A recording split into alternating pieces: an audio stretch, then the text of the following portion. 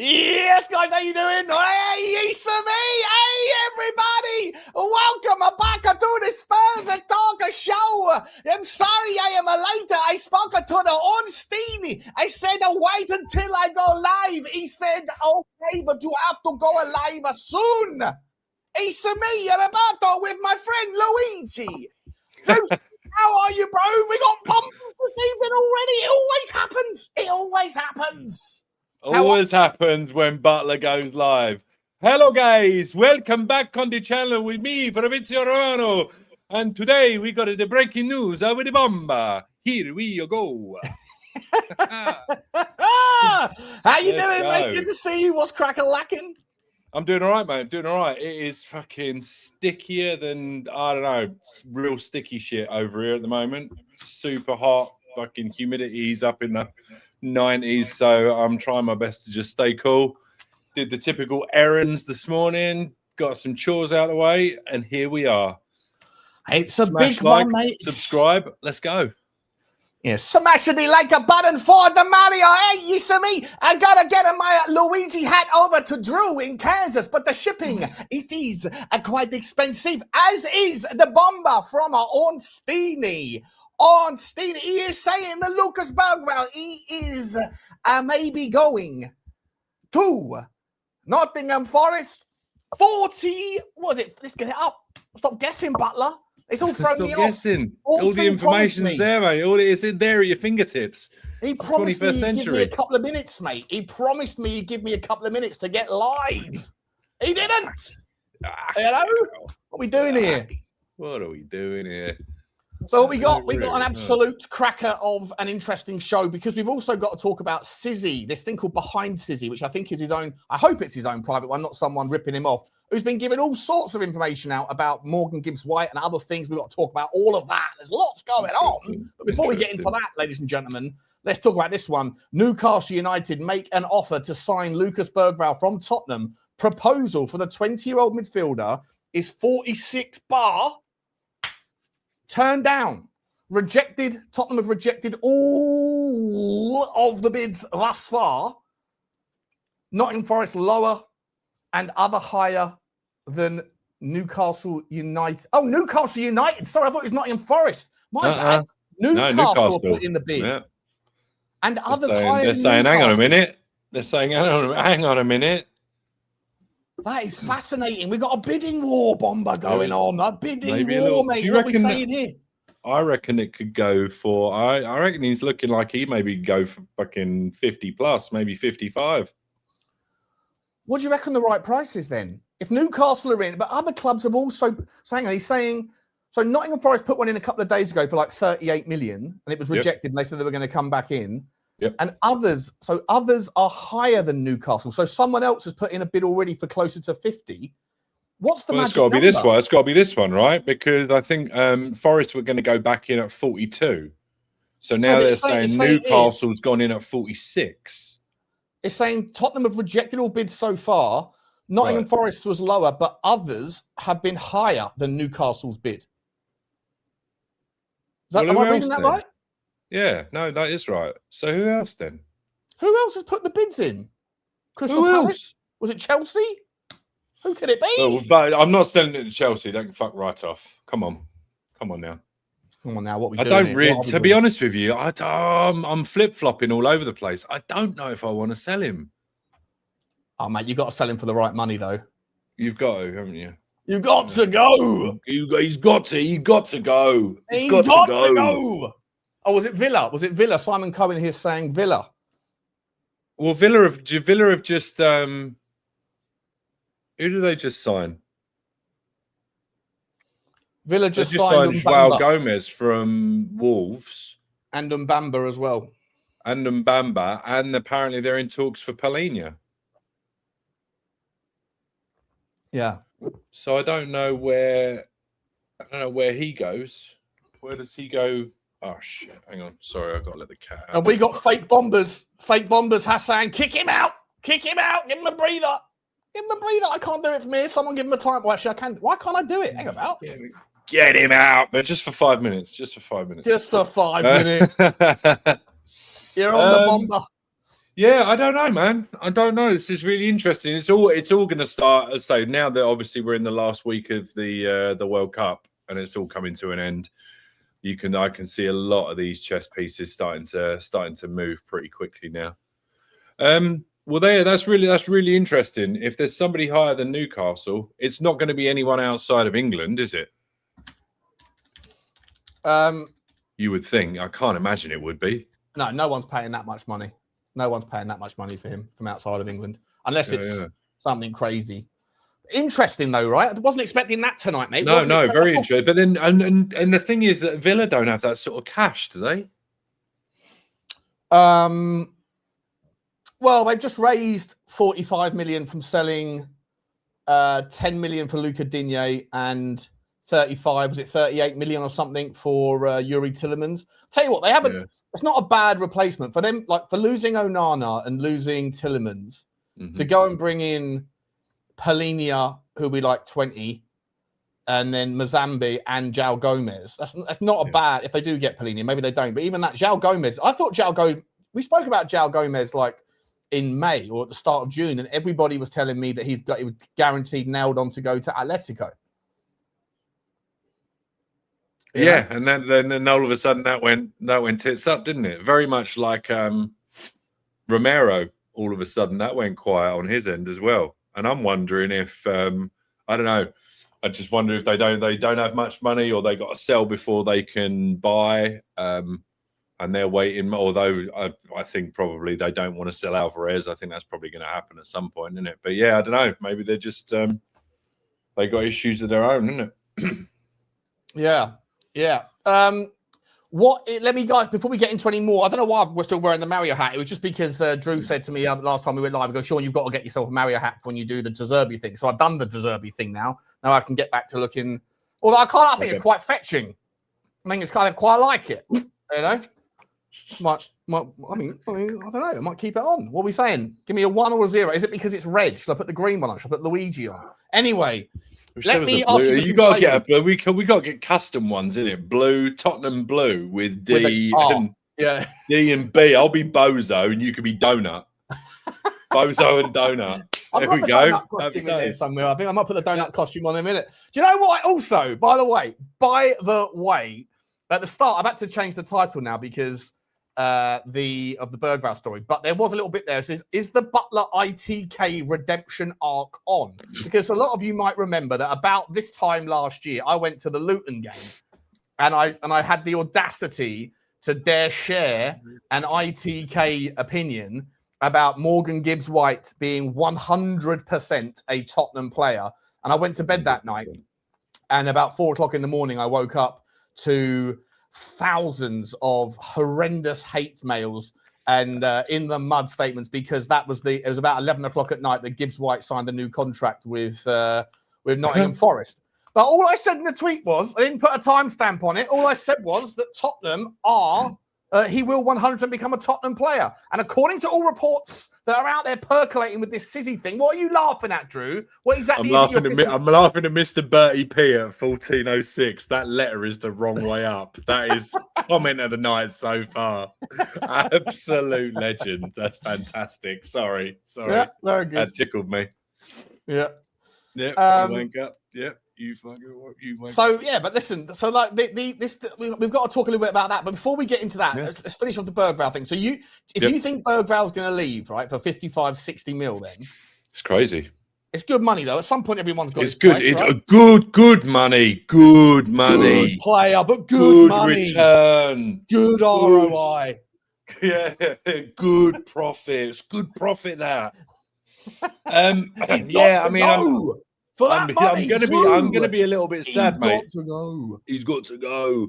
I'm going to be a bit sad. I'm hoping there's maybe. I mean, I'm one of those people. Yeah, stick a buyback in. I mean, buybacks aren't typically worth. Everyone seems to think that a buyback or an obligation means, or the player's going to absolutely say yes, and it just I don't think it ever ends up being that way. I can't really name one player that ever went back. So. Not of any great note anyway, right? So yeah, I don't know. It'd be interesting to see where it goes. I'm definitely going to have to, sadly just going to have to say take it, because that brings us in. I mean, we're looking at what? You've got to be 120, 130 million at this point. So right, it would be 25 for Radu Dragusin, although large part of that doesn't, well, 90% of it doesn't come in until next year. Right. Presuming he hits his numbers. But let's just call it 25 for the sake of the argument. 50 or 50 give or take for Vuskovic, that's 75. What do we get? 6 for Alfie Devine. We got like 9 for Alejo Veliz. Oh, yeah. So that's 15 plus 25. That's 40 plus the 50. That puts us on about 90. We know Romero's going at some point, right? Yep. For about 40, 30. I hope he goes. He's got to go at about 45. Like the market's crazy. He's got to go. I guess he'll go for whatever his release clause is. Which we don't know about, do we? We know what no one knows about. But I don't think there is one. I think it's all bollocks. So let's call that 120. Is there? Well, yeah, for sure. Although I can see a scenario on top.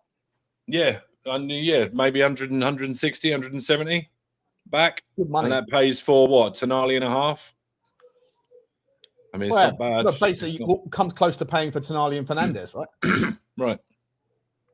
It's good money. So, I mean, I'm down. Good money. Can you see a scenario potentially? Because I know the two clubs that have been named as sniffing around for Romero, neither of them, to my knowledge, are particularly cash rich. So can you see a scenario where it's a loan with an obligation? For Romero? Potentially. Because Inter Milan haven't got any money and Barcelona don't have any money. So I don't know where they're going to come up with 40. He's not going to go for less than 40, is he? Sell some players, right? Everyone else has got to. Everyone else fucking does. Everyone else has got to fucking make ends meet into you. Don't just get fucking freebies in life, bro. Right. You know, what are we doing Well, here? just those if they want fucking... I mean, they'll be fighting relegation next year. They want Vicario, Spence and Romero. I mean, good luck. Fucking hell. We haven't heard anything about Sarr, though, have we? Sarr? No. Not heard anything about Sarr either. Like, sorry, did I say Sarr? I meant Spence. Sorry. My bad. Yeah, do you think we're going to sell Spence as well? I thought right back, right wing back I thought that was locked up.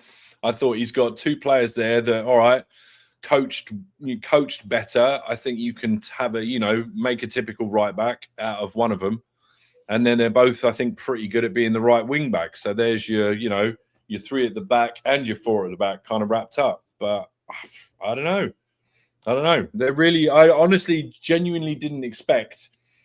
We were sort of joking. There were channels that were joking at the end of the season. How many people do you think we need to get rid of? How much movements they're going to be? And I was like, maybe 4 or 5 in, 2 or 3 out or something. But it seems like a whole sea change. And don't get me wrong, I'm here for it.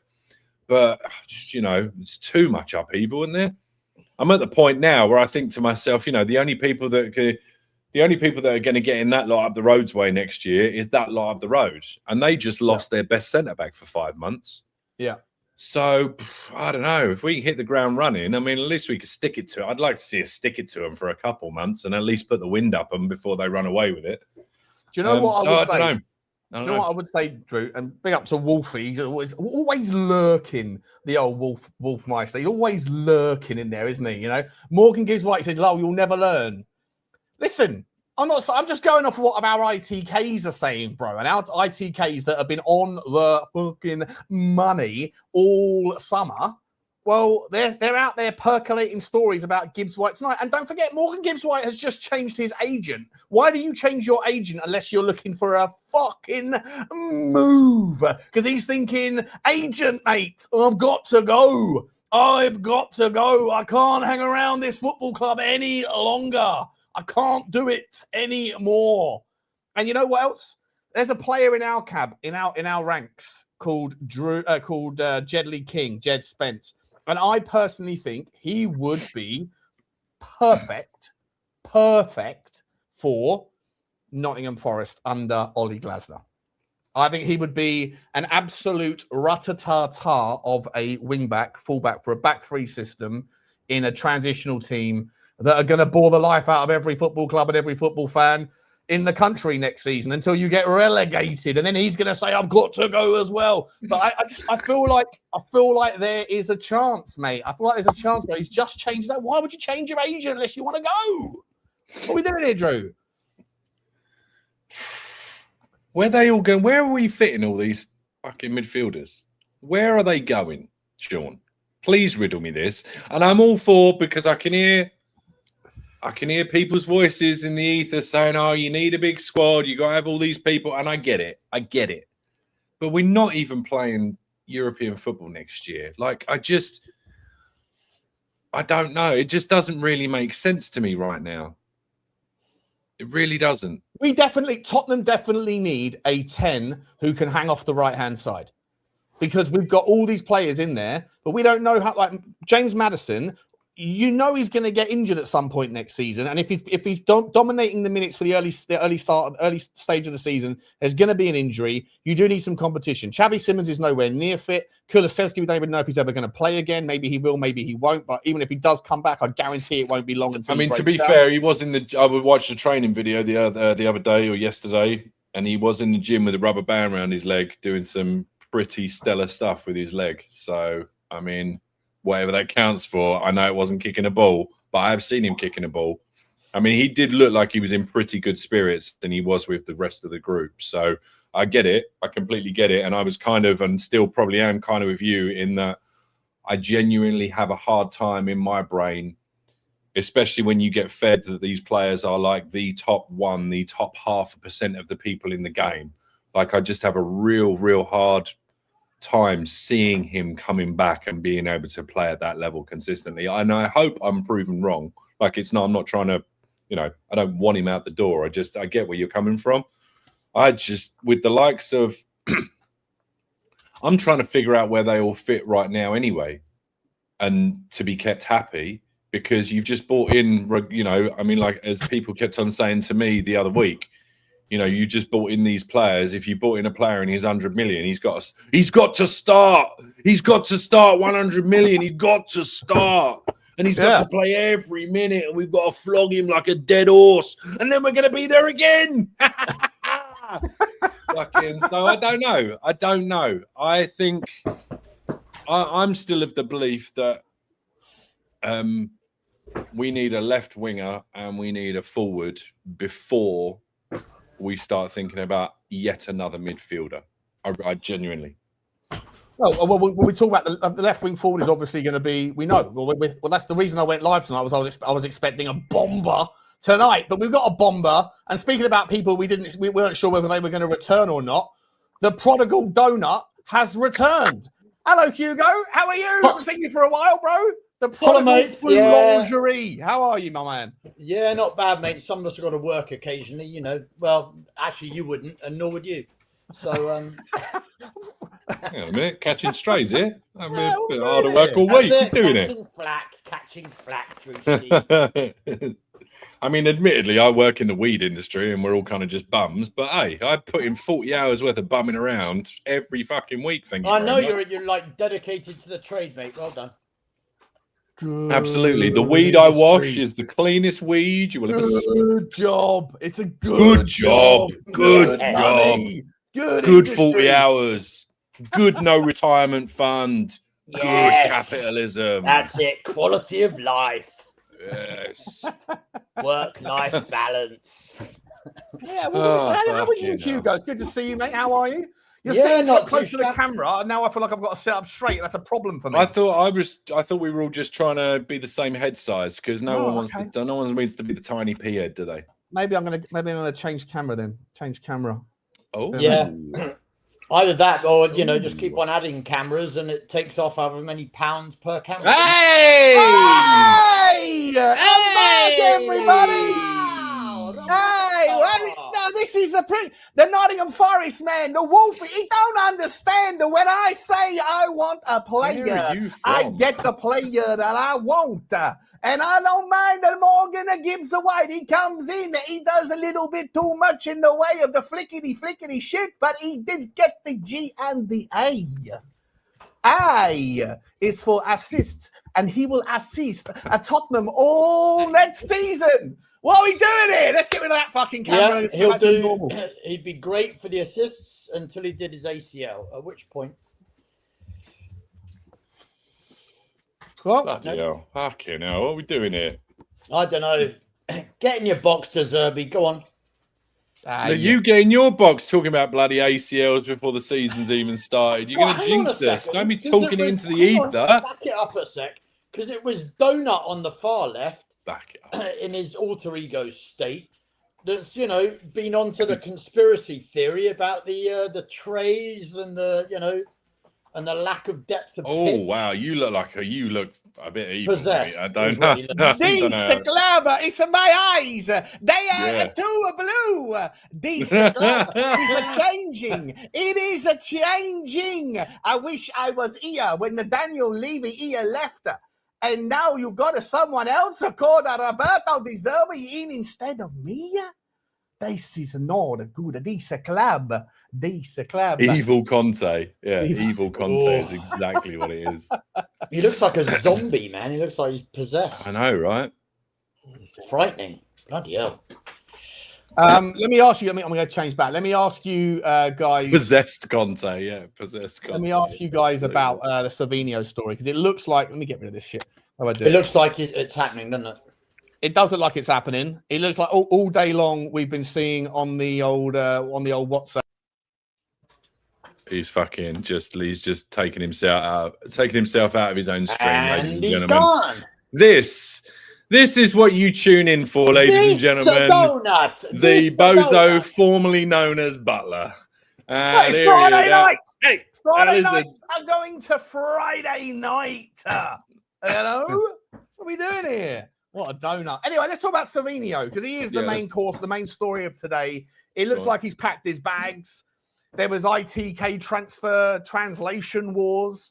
People were saying that bag's been packed since fucking August last year, isn't it? Yeah, been waiting. And he is, and he looks like he's the next person in. And you know what? It's about time, because I haven't had a chance to play it. When Bombas are about to drop, you know the song we've got to listen to.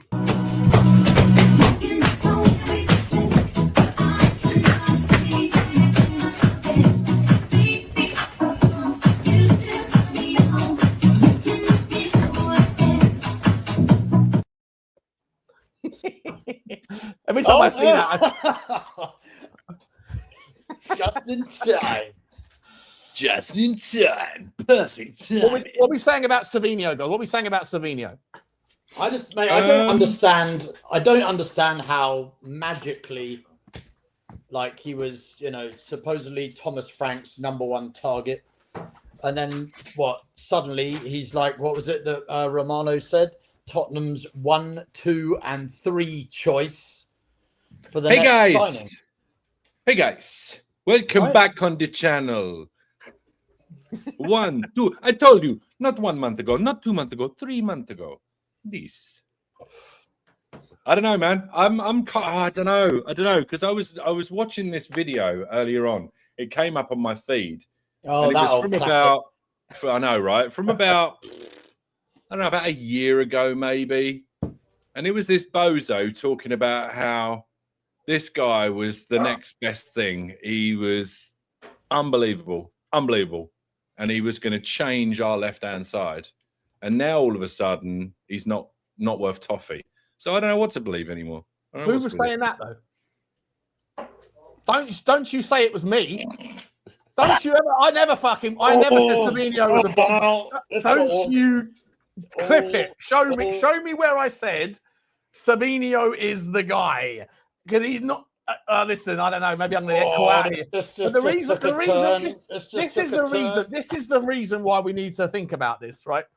I put this up on a tweet. Thank you to the Spurs Hub. Thank you to the Spurs Hub for delivering extraordinary insight. This is Mathys Tel versus Savinho last season on a variety of stats that represent what wingers need to do: key passes, assists, dribbles, carries, crosses, on-ball value of total and shooting, passes into the box, shots and key passes, all of the things you need, plus a little sprinkling of defensive activity. And I'm sorry, but basically on every meaningful metric, apart from shots on target percentage, Mathys Tel, who everybody told me Tottenham had their pants pulled down when they paid 10 million euros and 35. Am I wrong here, Drew? But like, where's the consistency? These people are going, no, he's so much better. No, you can't see it, right? Stats don't tell the full story. He's better at dribbling. He's more creative. He fucking isn't. Can you do like a winners league? This was last year, right? Can you do lifetime? Girona. No, let's do the Girona. The season. I'm not going back to Girona stat. That's fucking 3 years ago. What are you talking about? Yeah, but because it's still. I feel like that. I feel like it's valid, Sean. No, he was able to do it then, so he's got it in his locker. I don't even know if I can go back that far. Well, that's an over. Well. Hang on. I can. I think I can. Hey! All right. Hey! No, hang on a minute though. They both jump. They both expand. And yes, Savio slightly better than Mathys Tel in the German league versus La Liga. No, but they both suddenly look better. They both expand. The Premier League is a different beast. It's different beast. Not Prem proven. Hang on. Listen, you're really if you've got to say the rationale for paying £65 million for a winger in the Premier League is to go back 3 seasons to when he had a good breakout season in Spain. Bryan Hill had a wonderful season last year for Girona, or the year before for Girona. What are we doing here? My question to you is the season that we had Mathys Tel on loan. How much? What did we cough out in wages for that? So last season, Savio's stats were better than Mathys Tel's, correct? Yeah. Yeah, but when we had Mathys Tel on loan at us, what did that cost us in loan fees? 10 million for 6 months. Yep. And then 35 million, I think euros this is, so like whatever, 8 million and 30 or whatever. Okay. And we're about to pay 65 million for Savio. Yeah, that doesn't seem like a terribly good ROI, does it really? For what, Mathys Tel? Well, I mean, comparably, it's better for Tel than it is for than Savio. I mean, let's be honest. What are we paying? Like the Brazilian premium tax? Is that what we're doing? We're paying a tax. I think Drew said it earlier, right? We're paying a tax. We finished 17th twice, and we're desperate to figure it out. Tax, and also Daniel Levy's no longer negotiating to try and like draw things out. But we've gone we've gone from Jekyll to Hyde, right? We're completely different. Like my question is, who else? You want 65? Okay, we'll pay it. You know, I don't know. No one else in for Savio. If he was so bloody good, why is no one else in for him? That's a good question. Yeah. I mean, that's they're very both decent questions. And I'm just saying, like, if he's surplus to requirements at City, you would think if he was desirable, that there are teams that have got more to offer than Tottenham Hotspur that would be knocking on the door, wouldn't they? Right. Listen, I will support Savio, right? Of course, That's not what we're discussing here, though. No, I know, but I know what's going to happen, right? People are going to do. I know what Kate's going to do. She's in donuts in the fucking chat doing donut, you Felipe Floppe thing. I'm just saying, I've got no problem with the player. I like Savio. I do like Savio. But 65 million quid for a kid who hasn't. Why do you like Savio? Because I think he's talented, but potential does not equate perfection. And you're pricing in perfection. Any player that comes to play in the Premier League is going to be talented. Yeah. You're picking peanuts out of poo. Like I'm sitting there. I'm having the same. I'm on the same side as you, Hugo. Clearly, you're someone who doubts the value of this trade, right? Yeah, I just like what makes him like. What are the standout traits that he has, other than the fact that he's got a Brazilian name? Like, what standout traits has he got? Which means that we have to pay a massive premium for him over the likes of, for argument's sake, what was the name of the lad that we were talking about who was also a winger? Is he at Leverkusen? Where is he? Oh, Syed El Mala at Cologne. Is that what you're talking about? No, not him. Not FC Cologne. It was another kid that had like where was he? Nusa? No, definitely not Noosa. The other one. Germanic. Well, here's the thing, right? I tell you what, you're going to have to pay about the same for Noosa, right? Yeah, but I'm trying to remember the name of the other kid that was rated at like about the same money that we would have paid for Mathys Malik Tel. Fofana. No, not him. Oh, well, come on, Hugo. We could name thousands of players. You're just going to have to come with the information next time. Isn't that Abdi from Batiste? No, it was like a Germanic name. Bastian Schweinsteiger. Ah! Pig. A winger. He's a winger, and I remember we discussed it. Hugo, if you're going to make a point, you're dragging it out, bro. What's the point you want to make anyway? We'll reverse engineer it. I'm sure that if we had a scouting network that was vaguely decent. Akliouche. He's a right winger, not Yan Diomandi. No. And isn't Akliouche going to PSG, or has that gone cold? Yeah, no, he is. Mika Gotts at Ajax? No. Oh, fucking hell. You know what, Hugo, you're dragging it will this come out, to me. Shut it, you tart. It will come to me in a moment. Brilliant. Okay. Make the fucking point. Yes. My point being is if we had a freaking scouting network that was that's it. That's the one. It would be like if we had anything that was worth anything, right? Long story short, you could find probably a player of the same capability for half the price.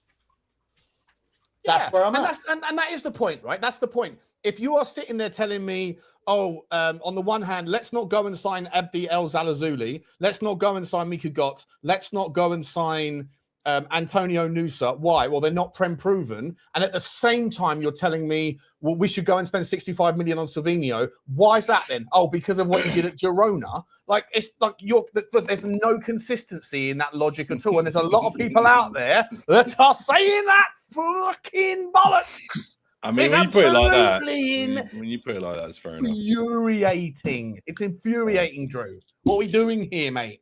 Kevin Schade. No, he's at Brentford. For fuck's sake. What are we doing here? Are we going to be calling it's not Schledder up either, by the way. It's someone else. Mate. Hang on, it will. I will have a moment of clarity. Do you know what, guys? I'm over it though. I'm over this. Yeah, I'm over your point as well. I'm over your point. I'm over your point, but I'm also the point I was going to make is I'm over worrying about the money. This lot don't worry about the money. I don't care anymore. I'm over it, and I know, Sean. I can hear your little voice in my head. Opportunity cost, and I totally understand that. But I genuinely don't care anymore. Don't care. If they want to pay it. And if it falls flat on its face, it'll fall flat on its face and they'll sell and they'll move on and we'll get somebody else in because that's how our clubs behave. So let's just roll with it. Just roll with it. What's the Frankfurt winger called?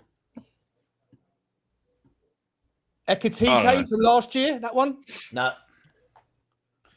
Ekatike's at Liverpool. What we do? Yeah, but he was at Ekatike. He was at fucking Frankfurt. Well, I know that. Thank you. Brilliant. Fucking hell, mate. Andreas Sheldrup. No, not him. He's Norwegian anyway. Byliner Crossing Boxic. Yeah. Brilliant. What a name! Brilliant.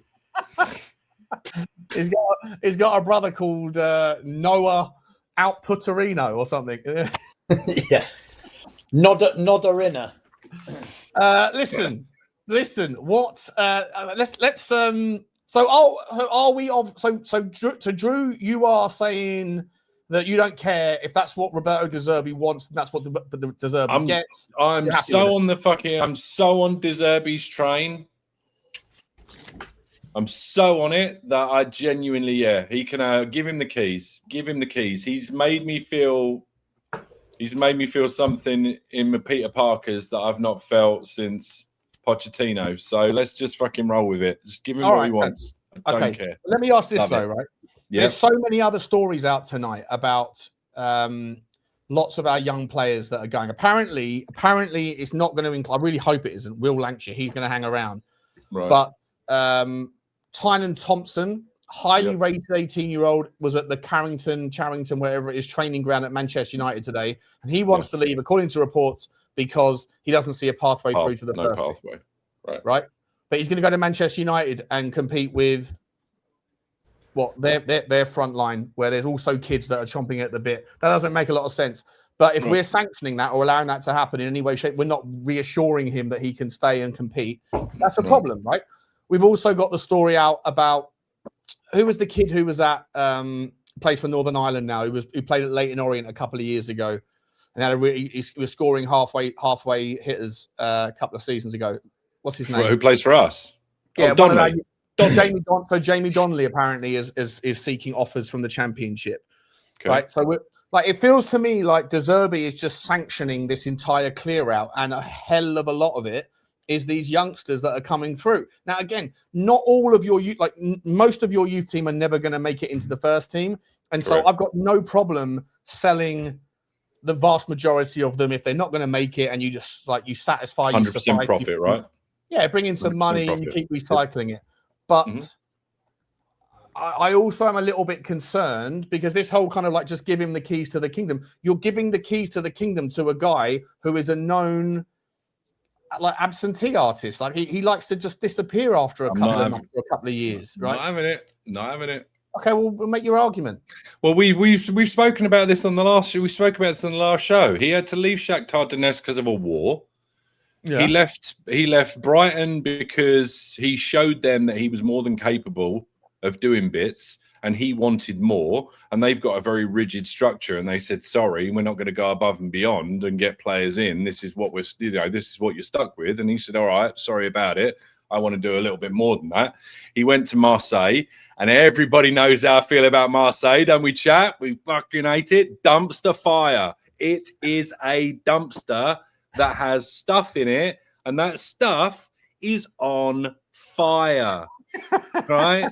So now he's had to be persuaded, and he's had to be persuaded to come to a North London dumpster fire, if I may, a slightly smaller one, slightly more compact that you could actually put out with, a De Zerbi-sized fire extinguisher.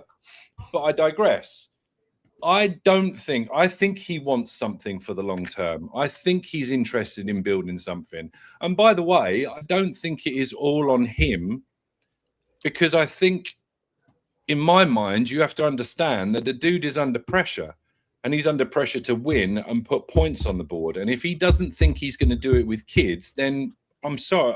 I kind of understand why he would then not want to play them. Now, I get that you've got to have some people coming through, but we've just said that it's very rare that these kids do make it to the absolute top. So if you can get 10, 20, 30, on the odd occasion, 40 million for some kids, that is completely profit, that can back up your, lack of being in Europe for a season, and we paid 80 million for this guy, but actually he's kind of tanked, and now we're going to have to eat our chips and sell him for 40.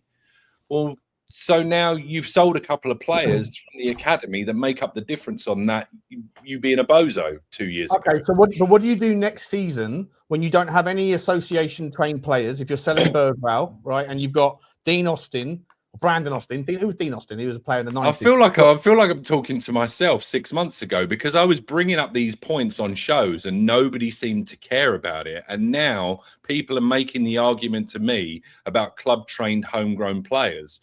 And now I've gotten to the point where I'm like, yes, I would have loved to actually start. You know what? You are coming across a bit like Nikos on the rabbit hole when he says, "Listen, I used to think like you. You're just not as far along the train as I am." And I'm like that. Just because you're further along, it doesn't mean that you're right at every single station. Okay, just I think you got some PTSD from the rabbit hole, mate. Yeah, listen, you're the flat earther. You are the flat earther of the Tottenham community. Okay, I don't believe in a flat earth at all. What are you on about? They're idiots, flat earthers, absolute bozos. Go and play with the trains. Big up to Nikos. We love Nikos. They're flat earthers. I'm not married to any particular ball shape of the earth model, mate. I don't know. If I haven't but come on, to be come on, let's not derail it though. Have I not made some pretty valid points? No, you have. Of course you have. You've made some very valid points. Unfortunately, though, when you say like you feel like you're having repetitive conversations, that's well, not. I feel like I've been pushed to the other side of the table. I mean. I hear you, but you haven't really justified it because all your argument is about Roberto De Zerbi in telling me why it is that you're convinced that he is going to be different. And why he wants a project is because you feel it in your bones. And that's great, but that's not statistical. That wouldn't appear on the Spurs Hub data tool. Smash like and subscribe, by the way. It wouldn't appear on there when you say, I've just got a little bit of a feeling, an inkling, that De Zerbi's going to be different at Tottenham because he's being backed and he really wants to lay down some foundations. That's fine, but there's no evidence to support that notion. And my point to challenge back is that what happens next year when we qualify, hopefully, for the Champions League or Europa League or whatever else? What happens then when you've lost Bergvall? If Archie Gray stays, and it's interesting, we should talk about him because it's interesting that there's no real interest in that man. There's a lot of interest in Bergvall, and yet you speak to certain members in the fan base, and they'll tell you that Archie Gray is as good or better than Bergvall. We'll come back to that, but. You've sold 3/4 of your talented youth team that can make up the numbers in the B list because they're under 21. Like there is going to be a problem next year when you play 2 games a season and you have very few association trained players and you have very few youth team players because De Zerbi has said, "Hey, I need a money now so we can overpay for donuts like a Savinio." I just don't think it's all on De Zerbi. I think it may look like it, but for me, there's a pressure from the club for him to get results. So they're obviously saying it's okay as well. Otherwise, they wouldn't be doing it. And if there are people in the background that are happy to get players out the door to make profit, knowing that I think we just had the class of 26 just came in, which is about another 13, 14 kids. So I don't know. I just think we're building for the now, and I'm at the point where I'm kind of not even worried about getting into Europe next season and having to go in with a light squad because it just kind of is what it is at this point. I've been shouting at clouds about it, so I don't care anymore. We're not going to have 25 players. It's going to have to be a 21-man European squad if we get back into Europe, unless maybe Harry Kane comes back or something, in which case we'll get another one. So I don't know. We've made the bed and we're just going to have to lie in it. No, I don't think we do have to make our bed, and I don't think we have to lie in it. I don't think we do. I think this is what I mean. I don't think we should be selling all of our young talent just... More to the point, right? More to the point is the money that we are dropping on the likes of a Savinho. Are there no up-and-coming English wingers that we could drop that kind of cash on? When you say English wingers, you mean homegrown wingers? Homegrown, sorry, yeah. As in, homegrown or association or whatever. Well, maybe. How old is Savinho now? He's 22, but so he wouldn't have counted because he wouldn't have. No, he wouldn't have counted. No. Are there young wingers out there? I mean, the fact that there aren't any falling off, coming out of our mouths in streams and streams makes me think that no, there really kind of isn't. Not homegrown wingers, right? So, but there's fucking plenty of talent. It's the most saturated position in football, right? Everyone who's got a right foot wants to be, who's tricky, skill set, all that bollocks, wants to be a left wing forward. Right, and listen, we need one, so I'm all up for an inside forward or a winger, and I don't even mind if it's Savinho. I've just got a problem around the price point. I don't know what on God's green earth justifies it, and if he is worth 65 million, then isn't Mathys Tel worth the same? But I guarantee you, every single person in the chat, apart from the Telites, the Telinios out there that have backed me on my take on this for the last couple of seasons. The vast majority of people would sell Mathys Tel today for 30 million quid. But as I've shown you guys already, statistically, there is no difference. And anyone that, if you go and look at the Manchester City fan base, they are more than happy to let him go, especially at the price point that we are letting. Right, and there's not like there's an orderly freaking queue forming, for him, other than Tottenham Hotspur Football Club. Do we not think that maybe there's a 10, 15 million tax on there for the fact that it's, we desperately need somebody in that position and it's Manchester City and all those things? I guess maybe that adds to the fact that we could, you could and should and maybe go somewhere else. But I don't have a problem with paying like a premium. It's just make sure that you're paying a premium for the right player. Yeah. You know, that's the point. It's like, well, Tottenham have thought he's the right player for a year, regardless of who the manager was. Well, Tottenham or the Roberto De Zerbi has he's either been convinced that that's the player that they're going to get or for the him. Danish pastry. They've surely turned around to him and said, "Hey, Roberto, this is our guy. This is what we'd like. Are you involved or not?" They obviously don't want to upset him, so he's obviously said, "Yep, let's go. I can work with this guy." Just put him back on the left wing where he actually belongs, and just see what happens. I'm again more concerned with who he's going to be feeding, to be honest with you. Well, yeah. Still, and then there's rumours out that we're still looking for another couple of players in the front line on top of whoever we happen to get on the left side. So here's a question for you. Before you drop it, sorry, Hugo, just before you drop it, I've realised I haven't kept Kedan until there's 5 super chilly chit chats I haven't done since the start of the show. Let me drop them. Oh, go on then. One little moment, little segue. But also, before I come to that, completely forgot about the sponsors. OK Jersey, you know where to go. You've got to go to okjersey.com and get yourself 10% off at checkout for all of your latest and greatest in athleisure wear. You got to go OK Jersey. Sean 10 at checkout gets you 10% off. Big up to them for the sponsor. Don't forget Spurs Hub as well. It's a good tool. It's a good tool. Good clobber. Good clobber. Top. Big up to Adam. Big up to Adam Horlock. Score draw lock. My man, he said no one's mentioned what's going to happen with Sousa. We haven't spoken about Sousa, to be honest. I feel like he's going to go out on loan, but that'll probably be after that. They probably want to see him on the pre-season tour and then have a little look-see at him and see what he's like. But yeah, we've got like 5 or 6 left back. I don't think that guy's going to play a lot of minutes at Tottenham. I really don't. I think it was just one of those like. It was like an opportunity buy. Yeah, but as I say, like Johnny knows a certain person who handles Brazilian football for one of the big places, the CAA stuff, and allegedly he was like, he's not even on our radar. Like when Rayan was being linked and all these guys were known entities, right? But like this guy Sousa's not even really on the radar, and yet Tottenham went and pumped up the money. So I don't think we'll see him personally for a couple of years or whatever. In Johann's radar, God help us. Big up to you, Adam. Good to see you, mate. Blaine's in the house. Big up to you, Blaine. Very cool, mate. He says, I got a gift this week being able to do the dander from Seven Sisters to the ground. God, I can't wait for the season to start. I got a gift this week being able to do the dander. Is that the Wanda with a D by mistake? I don't know. God, I can't wait for the season to start. Big up, you bunch of beautiful men. Get Drew to White Hart Lane. He's got to come.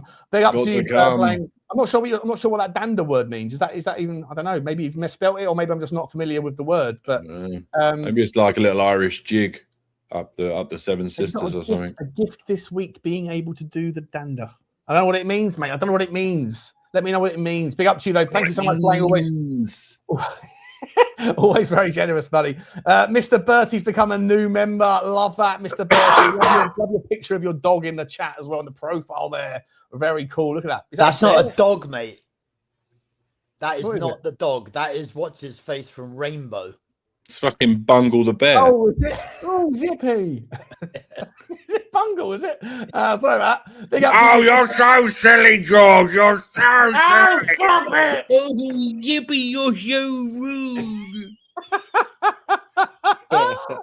For those of you under the age of 40, you won't know. You won't know. You've got to know. Big up to Blaine. Thank you very much indeed. Again, he's come back in with a monster. He says, straight up, simple question, Butler. So you doubt the potential of Savio at 60 mil, but aren't questioning us taking close to that fee for Bergvall when his performances haven't wanted it. No, it's a fair point. It's a really fair point. And that's why I was going to say this a minute ago. Maybe it's just the market, right? Maybe it is just the market is that sort of level. But if that's the case, then Romero isn't going for 38, 35 million quid, in my opinion. He has to go for 50, unless there's some release clause or whatever. But like, big up to you, Kate, for joining. Is Jimbo coming as well? He is. Good, well, I good. think he is. He was pulling a funny face, so I think he's coming. Yeah. Okay. That kind of show, to be honest. But Yeah. It is when I arrive. What can I say? 12 minutes until the watershed. Then then all bets are off. All bets are off. Big up to, yeah, he's saying, listen, yeah, I'm not quite. Am I questioning taking that fee for Bergvall? I think that's a really good point, to be honest, mate. I think that's a really good point. I would be absolutely over the moon to get 60 million quid for Bergvall. I don't think he's shown anything like that sort of price point. But then I also get frustrated by that. If you're spending that on Savio, you're replacing one unproven, overvalued player for another, in my opinion. What say you on this one, Kate? Yeah, no, I'm going to flip flop. I'm going to do a little bit of flip flopping, Sean. Shocker! What an or absolute shocker! You say opening your mind with new information. We've sat and we've watched loads of Savinho today, and this guy is so much better than what we've got. Like levels better than what we've got. What do you mean? What, you're on the highlight reels? Yeah, and I know highlight reels are deceiving, Shawnee. I know, because we all saw it in Don Bellies and they were deceiving. But this guy looks. Yeah, but you're talking about a fat lazy bastard up against a slim Brazilian bomber who gets pushed off the ball a hell of a lot. Well, I think that you're going to be very shocked, Shawnee, when we get this guy in at the end of the season. You're going to be saying that's a good buy. Okay, well, I'll put out the same bet that I put out to people, to anyone else who wants to have a bet. Ease a Tel down. Jim, you're lagging. No, it's caught up. You're fine. You're fine. Oh, Jim, I offered James Flower, because James Flower is usually the bearer of the worst takes in the game. But he said to me today, he's an absolute baller, Sabio. I said, okay, there's a bet coming then.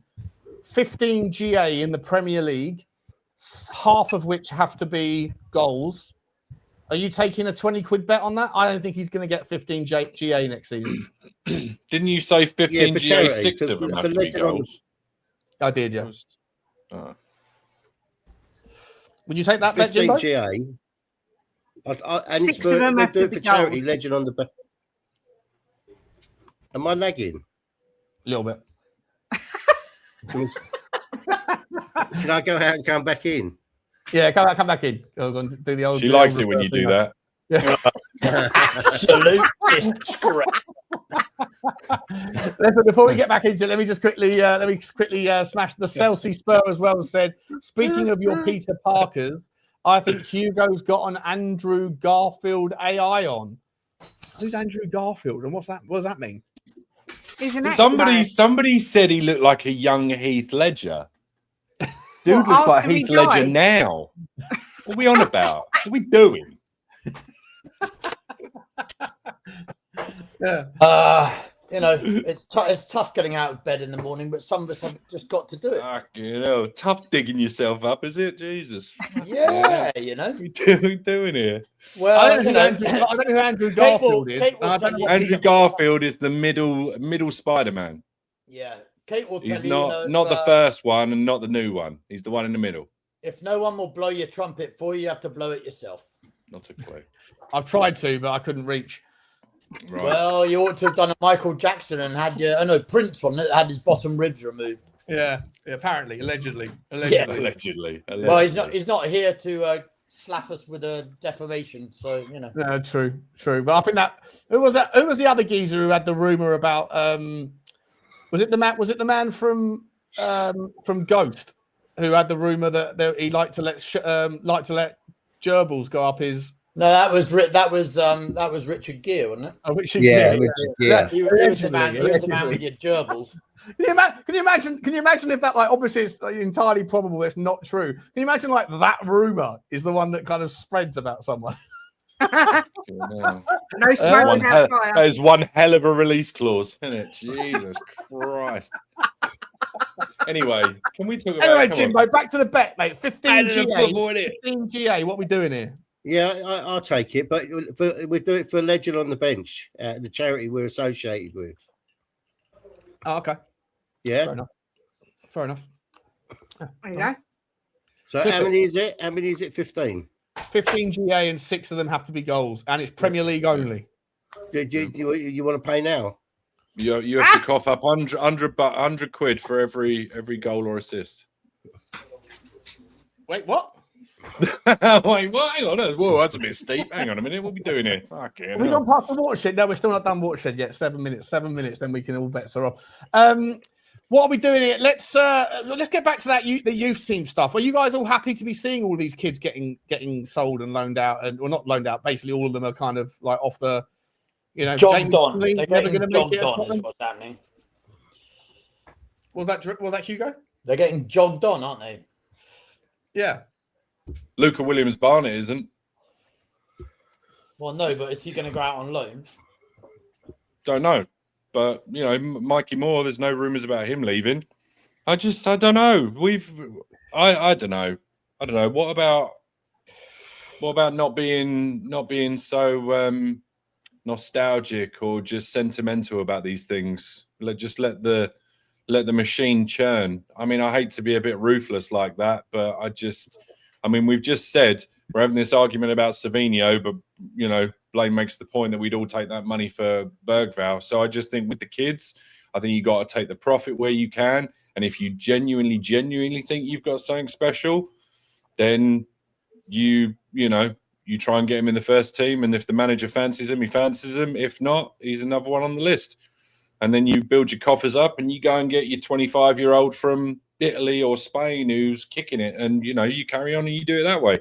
That's how the big clubs move, I don't know many teams at the moment at the absolute top, apart from maybe, your Barcelonas or even your Real Madrids these days that have got their academy players just constantly coming through, just being churned out. I just don't see it. Even Phil Foden, he took 3-4 seasons. Everyone's saying, loan him out. No, staying here. But it took him a while to actually get in there.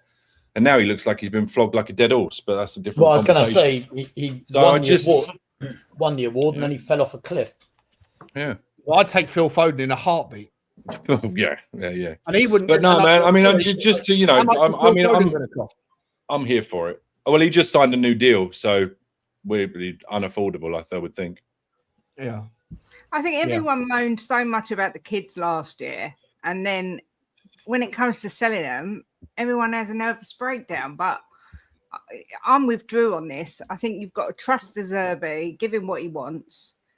If they're good enough, then we'll keep them. If they're not, then see you later. There's no point being sentimental about it. We just move them on and get someone better. It's a bit of a sad reflection on our academy, if anything. So my question is, if our academy seemingly continues to churn out rubbish, does that mean that once, if we ever get in a proper director of football, does that mean that we can get rid of the Danish pastry because the academy will be toast as well? I don't know if it's guys. I don't know if it's churning out rubbish. Can you honestly say that getting 3, 5, 7, 12, 15 million for players and moving them on, it's not churning out rubbish? Just because they're not getting into your first team, that doesn't mean a thing. But what's it costing? It's part of the machine. What's it costing to run the academy and invest in each and every? Probably selling one of them. It's probably a couple of million a year. I'm happy to be proved wrong, but I think for some reason, somewhere between 2 and 3 million is in my head because I'm sure I saw it on a documentary on a program. But this is the stuff that keeps the lights on. The 2 million quid, and Sean has said this time and time again. It's the little pockets of money. Every time every time in the past, every time you overspend, or every time you try and cut some money here, cut some money there, you start to lose it. You got to put that money in the bank and put it to good use. And I'm here for it, man. If you get 2-3 million for a kid I've never heard of, best of luck to you in League One or League Two. I'm sure you'll have a fantastic career, and I'm sure you'll do much better than I have financially. So Godspeed. But I'm over being sentimental with these kids. Okay, so you're happy to lose Luca Williams-Barnett. You're happy to lose Mikey Moore. You're happy to lose all of them. If they're not deemed good enough for our first team and they don't progress us, then reluctantly I will say best of luck to you, because the worst thing is that you can have them hang around and then be bit part players and them not actually achieve the dreams that they could actually achieve by going somewhere else. So I'm happy both ways. Okay, but is Tottenham Thompson going to play for Manchester United? I don't care at that point. It's not about whether Tottenham Thompson plays. It's about what is happening. If there's no realistic pathway to our first team, that is like you have like otherwise when it comes to like players coming in at 15 years old, 16 years old, you need some sort of ability to point and go, look what happened to him. That could be you. But if all we're saying is, look what happened to him. We paid £1 million for you and we sold you for 5 million 2 years later to someone else. They'll go, I might as well skip that whole that process, stop you getting wealthy out of the situation and just go to someone that actually has a pathway to the first team. So I think that there has to be some level and not just for that reason, but also for the reason of if you get into Europe next year, Tottenham will only be able to field a squad of 21 players as it currently stands if none of the youth team are going to be here because they're all out on loan or they're all like sold. And we're going to have injuries. And if sort of 10 of the injured players, if we have another 10, 8, 7, 6, whatever injured, then Tottenham won't be able to field a full bench in hopefully the Champions League because you can't pivot to the under-21, the B list. So I think that there are unintended consequences to this sort of like out of the frying pan into the fire shift in process that to me, it still comes back to the argument of does De Zerbi give a flying fuck about what is going to happen to Tottenham in 4 years? Or does he just want to go, I want players now. And if the only way we're going to be able to afford them is to sell all of the potential talent that you've got for 10s and 5s and 12s and 25s that aren't going to be ready in the next 2 years, then they're no use to me because I don't know if I'll be here anyway. And so get rid of them. And then we can put together a lot of scratch to go and then overpay for players that are not even proven in the Premier League, like Savio. And who's next? I think there's an argument and a conversation there that this kind of like just trust De Zerbi. Like, well, am I wrong? Well, they have said they're going to address the academy, that they know it's not been good enough. So we have to give them some time to do that. At least they've recognised it's not good enough. Yeah, they're just going to sell everybody. Yeah, but I don't think they will, Shawnee. I don't think they're still Lancashire. I think he'll get another loan. I think Micky Moore will get another loan because I think they're the two prospects that most Tottenham fans are looking at and thinking these might actually get into the first team eventually. Will Lancashire particularly, but I don't know what the answer is. You're right. We've gone from one extreme to the other, really. When you put it like that. Legend in the chat just mentioned we just signed Jacob Ramsey's brother, isn't it? Cole Ramsey. Yeah. So it's not like we're not able to pull players. And by all accounts, he's supposed to be better than his brother was at his age. He was released by Aston Villa, though. Yeah, but Aston Villa are a dumpster fire of a club. They're the Marseille of England. West Birmingham and Marseille, a lot of similarities. In answer to Scott's question earlier, apparently, Scott, tonight it's Birmingham. To be fair, Sean, if you look at it realistically, it's not. What's that? What's going on? Who's that? That you, Drew? It's the dog wagging its tail. Oh yeah, all right. Yeah, the dog wagging his tail. Knocking one out under the table there, mate. It's 9:01. 9:01. He couldn't wait. To be fair, Shorty, is it really De Zerbi's responsibility and job to worry about that? It should be a strong director of football who comes in and says, right, we're giving you this and you can have that, but you've also got to follow this. Do you know what I mean? It shouldn't all be down to him. If it's all down to him, there's something wrong. We need a new director of football, clearly. Yeah. Well, okay. Well, on that basis, then, like, let's actually pivot in that direction for a minute. Hugo, let me ask you: Has Johan Lang, to some degree this summer, like, improved? Is he winning? I mean, no one's saying well done to Johan. Well done, Johan. Well, hang on a second. How do we know that Johan's the one making the decision? Well, we don't, but then we didn't know that Johan was the one making the decisions last season or the season before. But we're assuming as a DOF and the kind of director of football that's he's part of that conversation. Well, I was under the people impression are very happy to throw mud when things are looking bad, but when it's been a positive summer, I haven't seen a single person saying, "Well done, Johan, starting to turn the ship around, lad." Well, that's because, supposedly half of the contract, if you like, for De Zerbi, was that he got, a lot of autonomy to decide which players you're going to go after, right? And then arguably you've got the Man City guy that's coming in that's, doing the deals.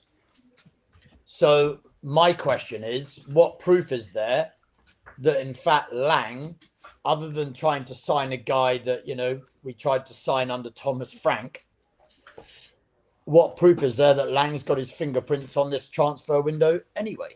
Because he's the director of football. So it doesn't matter if he's been sidelined and he's dealing with the kiddywinks, because that's where his expertise lies. Then what's the proof that he's in charge of? I mean, if you're bearing in mind that the likes of Tonali and, I believe Fernandez have said that it was Roberto De Zerbi that was the interest for them and the pull for them to want to come, especially Tonali said that, basically not verbatim, but that's what he said, that the project was sold to him by De Zerbi. Then my question to you is, without De Zerbi, would those players have come? If it was Johan sure, Lang? No, definitely right. No. So then my question to you is, what credit does Lang have? No, I'm not giving him much when it comes down when we're paying the money we're paying for players. It's very fucking easy to sit there and just go, how much do you want for this guy? And they go, well, we don't really want to sell him. Yeah, but how much would it take? 85 million for Fernandez. Okay, well then that answers your question about what good a job Johan Lang has been doing this window, doesn't it? He hasn't been identifying the talent, and he hasn't been negotiating. He's been paying what they've been asking. So in answer to your question, I mean, you might as well have an intern doing the same job. How much money do you want? Cool. Send. Yeah. Roberto goes, I'd like, Randolph Punter, please. Okay, great. How much do you want? Oh, call it 100 mil. Sounds good. Send. All right. So does anyone on the panel want to defend Johan Lang at all? Well, I mean, it's hard to defend or not defend because we don't know what's happening behind the scenes. But you're 100% right, Eugene, when you say that they would have done. What the fuck? Hugo, sorry. Fucking hell, Jimbo. You mean Eugene off? We're absolutely logged off there. To go from being told I look like Heath Ledger to being called fucking Eugene, mate. That's quite the fall from grace right there. Fucking hell. Wow. Honestly, mate, that's taken the as Butler would say, that's taken the jam out of my fucking Jenny roll. That one. I mean, just to clarify, I did say Heath Ledger as he looks now. Well, fuck you very much, Drew. Yeah. You're welcome. Yeah. Go on, Jimbo. Say what you're saying, mate. No, we don't know what's happening behind the scenes, but he's 100% right that they wouldn't have come if De Zerbi. If Frank was in charge, no chance that they come. True. Very true. No, but there's also the argument that if there was a different manager in charge, they might have come if it was still a good manager. Like if Poch was in charge, there's nothing to say they wouldn't have come. But I think it's difficult. I think you can't constantly criticise someone, and I don't like Lang in the slightest. I can't stand him. But you've got to also say, well, look, whatever they're doing at the moment behind closed doors, it's working. Whether it be that Lang's just going, well, that's what you want, I'll send the money. I don't know what part he's playing, but I'm just crediting all of them for getting the deals done. But I also am giving the most credit to De Zerbi because he's obviously talking about the project and the players are buying into it. But he probably deserves a little bit of credit, maybe 1 out of 10 or something. Yeah. I feel like we're just dealing with the biggest problems first, right? The biggest problems that we had, defence, sorted out. Big problem, midfield, sorted out. looking at trying to sort out the front line. Hopefully, next couple of weeks, sorting it out. And I just think, all the talk of, it's interesting talk, and I get that it's important for the club. I would love for us to have 4 homegrown academy-trained players on the bench with nothing to worry about. But I just think we've been told for the last God knows how long we're buying for the future, and that future never pans out. And we've bought cheap and we've had to buy twice, and it's just not worked. So I'm just all for the sea change in that regard. And I think you've got to plug and fix the biggest issues now. And I genuinely think that if we have to go into your European competition the season after this one with 22 players or 23 players instead of 25, I just don't think it's the end of the world compared to what, the potential future is 3, 4, 5 years down the road. It's not the problem that I see see is that it's 1 year down the road. If we get back into Europe next season, we have very few association trained players that will be there. Archie Gray you can't sell both Archie Gray and Bergvall. If you do that, you're cooked. But Tottenham need to put a massive premium to justify the sale of Bergvall, because if you do get back into Europe, this is a big fucking deal. Of the 7 people that have to be home or non-foreign, 4 of them have to be association trained to fill out your squad, and we will only have Austin and Archie Gray. Bergvall was supposed to be the 3rd, right? That's a big fucking deal. And so is it worth it to Newcastle or Forest or whoever else to pay the premium? Because Tottenham are going to have to figure something else out. And if you also go and sell a Micky Moore, or you go and sell a Junai Byfield, if everybody's up for sale, then next year, if Tottenham have a injury crisis, as you go back in an ideal world back into the Champions League, you are fucked. So it's not something you can just ignore. It's not something that you can. But that's why I think we have to get. When you say you are fucked, what do you mean you are fucked? Sanctions fucked, fines fucked. I'll paint the scenario. Okay, let's say that we sell all of the players that are currently near enough first team in the youth academy that are ready to go. Sort of Jamie Donnelly's, the Dane Scarlett. Let's say Will Lancashire. Someone puts in a Will Lancashire bid. And then also at the same time next year, we haven't signed a striker, and Richalison stays and Solanke stays, and both of them are out injured when we're back in the Champions League next season, and we have a game against Real Madrid, right? Where do you think we're going to be in a situation where we've only got an injured Solanke and an injured Richarlison up front next season? It doesn't matter who the names are. I'm just saying, if you go into next season, the 27-28 season, and at the time when you start to play European football, our injury crisis, which has been incredibly consistent for the last 2 or 3 years, if that rears its ugly head again, then you've got a 25-man squad that you can put in the Champions League squad, of which 7 or 8 have to be either homegrown or association trained, and 4 of them have to be association trained. And if you only have Brandon Austin and Archie Gray, then you are immediately down to 23. If you have no B-level players because you've sold them all, and then you also happen to have 6 or 7 players out injured at the same time, then you're only going to have about 14, 15 players available to be put onto the park on either the bench or the first team in between games where you have the game on the weekend in the Premier League, the game in the Champions League, and in the Champions League you won't be able to put the team out. It's not. So you're deal. So you're basically suggesting that there is a scenario that after next year we could end up being in a position that we've been in the previous 2 seasons that we've just come from. And if that's the case, then we've got hugely bigger fucking problems than whether we can fit 4 club-trained players on a bench.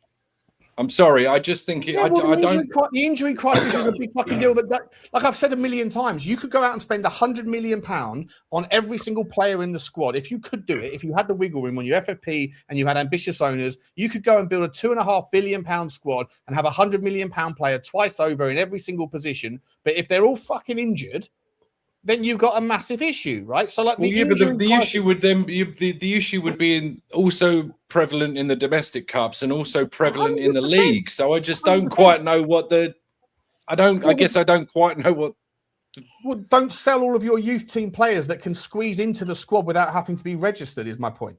Or Sure, how's about this? sure. With the money that you're getting from selling, your domestic players, how's about starting to get a couple of those really established good players signed now, so that when we in like desperation station, if we qualify for Europe, if you think we're being made to pay premiums right now for players, you better believe that if we qualify for Europe and we suddenly desperately need to try and sign some domestic players, you ain't seen nothing yet. They're going to be like premium beyond premium. All I'm saying, I think I'm not sure if my point is landing here. All I'm saying, guys, is that when it comes to squad registration, you don't have to register players in your B list for the Champions League or for the Premier League that are under the age of 21. Right? So you can have a team of 40 people if you want to, and 15 of them or whatever can be under the age of 21 and they register on the B list, so that's fine. But in European football, you have to have 4 on your bench to be able to max out your 25 for the matchday squad. You have to have at least 4 people that are association trained. And generally speaking, we don't have a great roster in that regards, but Bergvall and Gray are 2 people that will drop into that criteria if they spend one more season here. It looks like Bergvall's going, and then you can't just fix the association trained thing if you're first and foremost selling all of your top potential kids to anyone and everyone, or letting them go like Tun and Thompson or whoever else. You can't fix that, and there's not that many players that are not currently playing at Tottenham that are out there playing good levels of football that you could bring back. Harry Kane is obviously one, and that would be fantastic. But Ollie Skip, you wouldn't want him back. You wouldn't want Harry Winks back. I don't know if Noni Madueke would even have qualified anyway when he was at Tottenham. I'm not sure if he did. The other one is Dennis Sirkin. Like, we don't have a huge amount of players that are out there that you can bring back to fix the association trained gap. And we are selling Lucas Bergvall, who is someone that would count towards What that. about Ashley Phillips? What's happening with him? Well, I don't know. I think, he's probably going to be sold as well. I'm sure the club's thinking of this. If we're talking about it, I'm sure they're talking about it and going to work it out. I hope so. Yeah, Troy. I see people saying Troy Parrott is one, Carl Walker-Peters, but are these guys people that you really want to sign? I don't know. Maybe Troy Parrott is. Maybe Troy Parrott's good enough. But I think it's a concern that everyone seems to be dismissing as an irrelevant thing to worry about now. And I just don't think it's something that you can't take your eye off that. I think it's a future fucking migraine cake. Well, how is it that every other club seems to manage it apart from Tottenham Hotspur? Maybe there's a deal in place that if we get Champions League this season, Kane comes back. Maybe, Shawnee, maybe that's already been decided. I hope so. So do I. So. Well, that's one player, though. We need a bunch more, don't we? Yeah, listen. But I don't want to hark on the problem. I just think that this narrative of like, let's just fucking sell anyone that's like good enough that if there's £5 million here on the table, take it. Like, to a point, fair enough. If you can get a couple of million for Dane Scarlett, who's clearly never going to make it at Tottenham, do it, right? But if you're taking the same approach to Bergvall and you're going to take that same approach to Will Lancashire, who's not without his offers. But the other consideration is like, how do you keep these players happy if they don't see a pathway through to the first team? And that is, it's a chicken and the egg. Like, how do you get to the point where you can convince people to stay if they're not really getting any chance? But how do you give them a chance if they're not particularly good enough? I don't know. Okay, to me, Jimbo, it's a you're right. I mean, you can't blame Bergvall for wanting to leave. He's obviously had a chat with De Zerbi, and he's told him that he wants him to stay, but first team football's going to be few and far between, and so you can't blame him for wanting to go and up his career. Well, that was the rationale that he signed for us over the likes of like Barcelona and whatever else, right? On that sort of scenario, then, Shawnee, would you keep Bergvall? Would you not sell him? Unless an extortionate number comes in.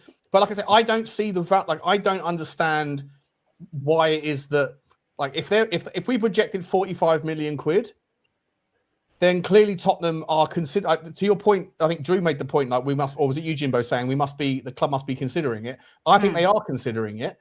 And so 45 million quid to Newcastle is about maybe whatever, maybe they go to 50. I don't know where 50 million quid or 55 million quid has been justified in Lucas Bergvall. I haven't, I'm with you, Kate. I haven't seen anything really to think that he's that special.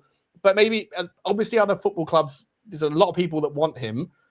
And it'll be interesting to see what happens there, right? And again, maybe it's a tale of the tape around just the market's gone bonkers, and young players are still like, because they have, you know, resale value and the longevity of the contract and all of these things from an amortization perspective work out in the favour. But from a Tottenham perspective, there's the added cost of not having the association trained value kick in, and that is something that other clubs are not going to see the value of. So Tottenham might say he's worth 65 to us because of the association train, but to Newcastle, that doesn't count. So it's not the same thing, right? And so there's that consideration. For me, I would be more inclined to sit there and say, well, look, if you're going to sell Bergvall for 65, does that mean that Pape Sarr stays? And if so, what are we doing here?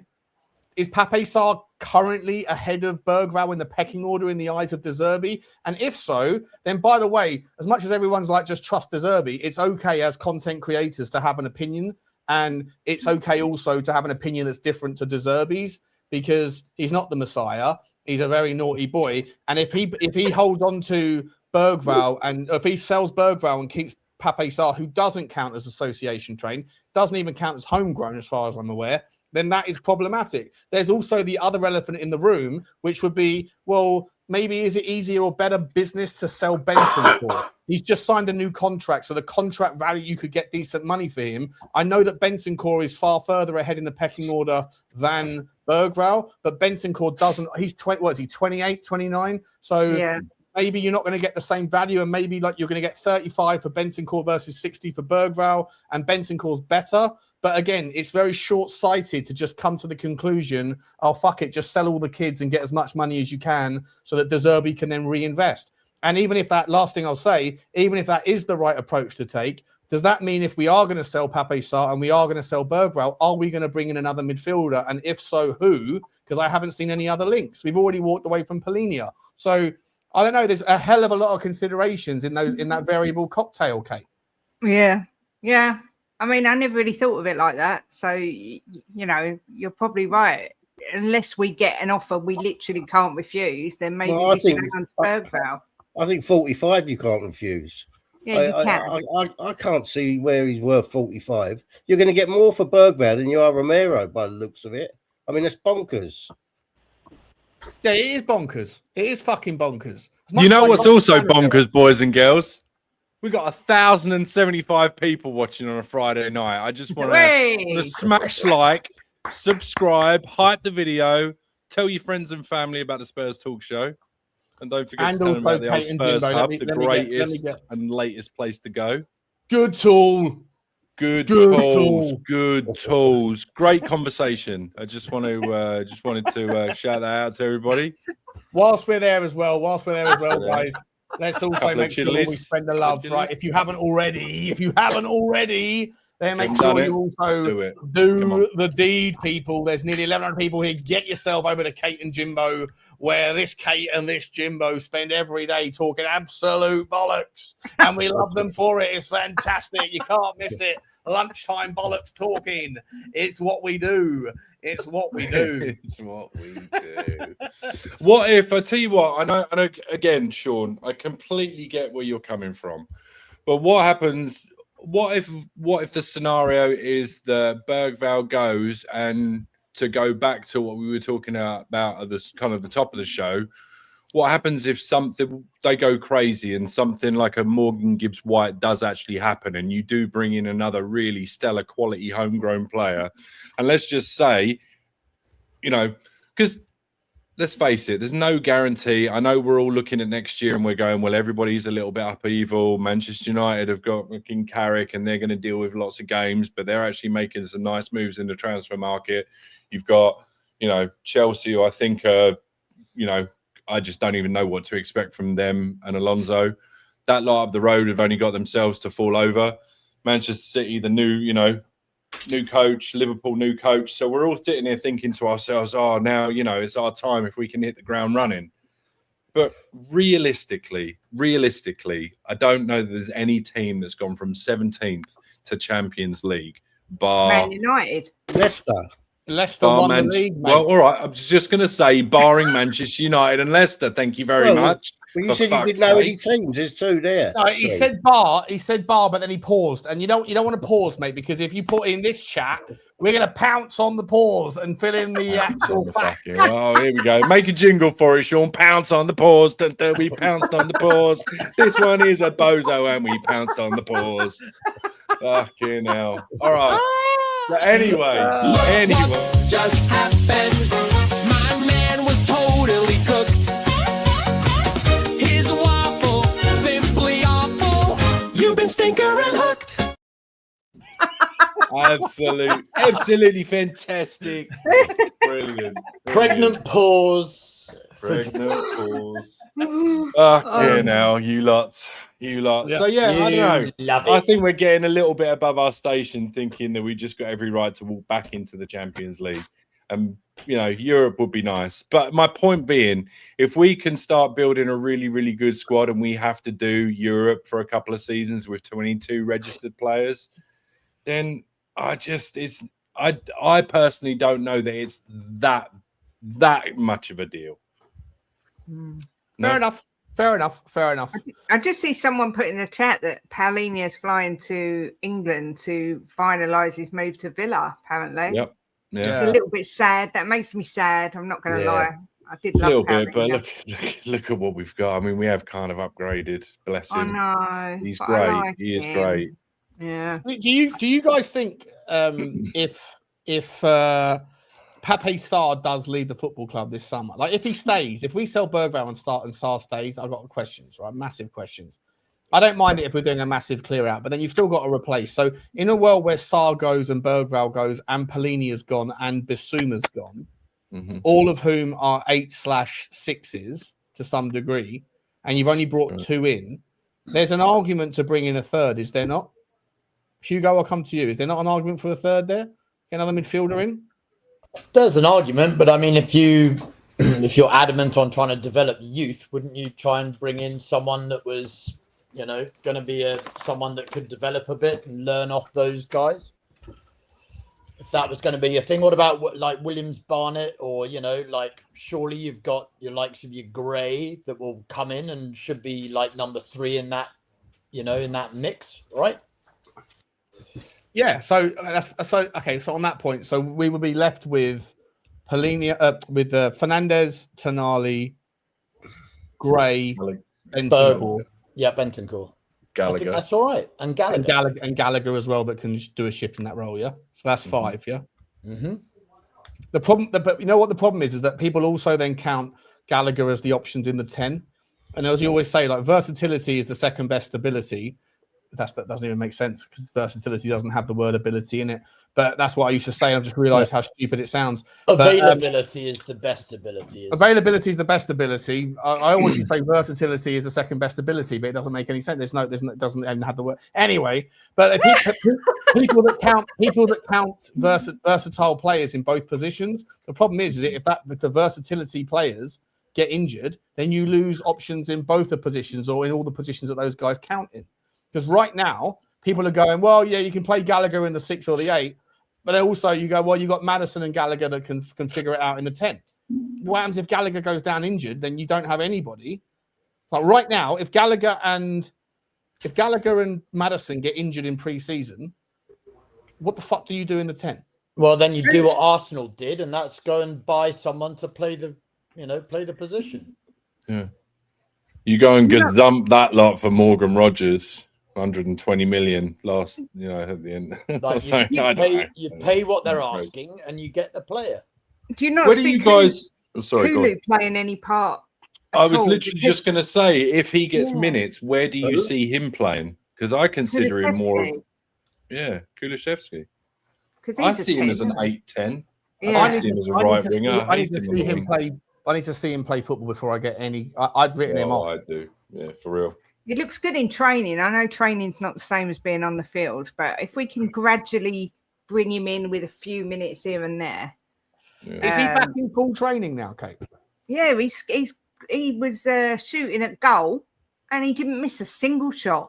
I'm just going to say. Yeah, but hang on a second. On Bearing grass in mind, with the ball. bearing in mind that the bad. training involves like more than just like a couple of sessions on, you know, like filmed and put on Instagram.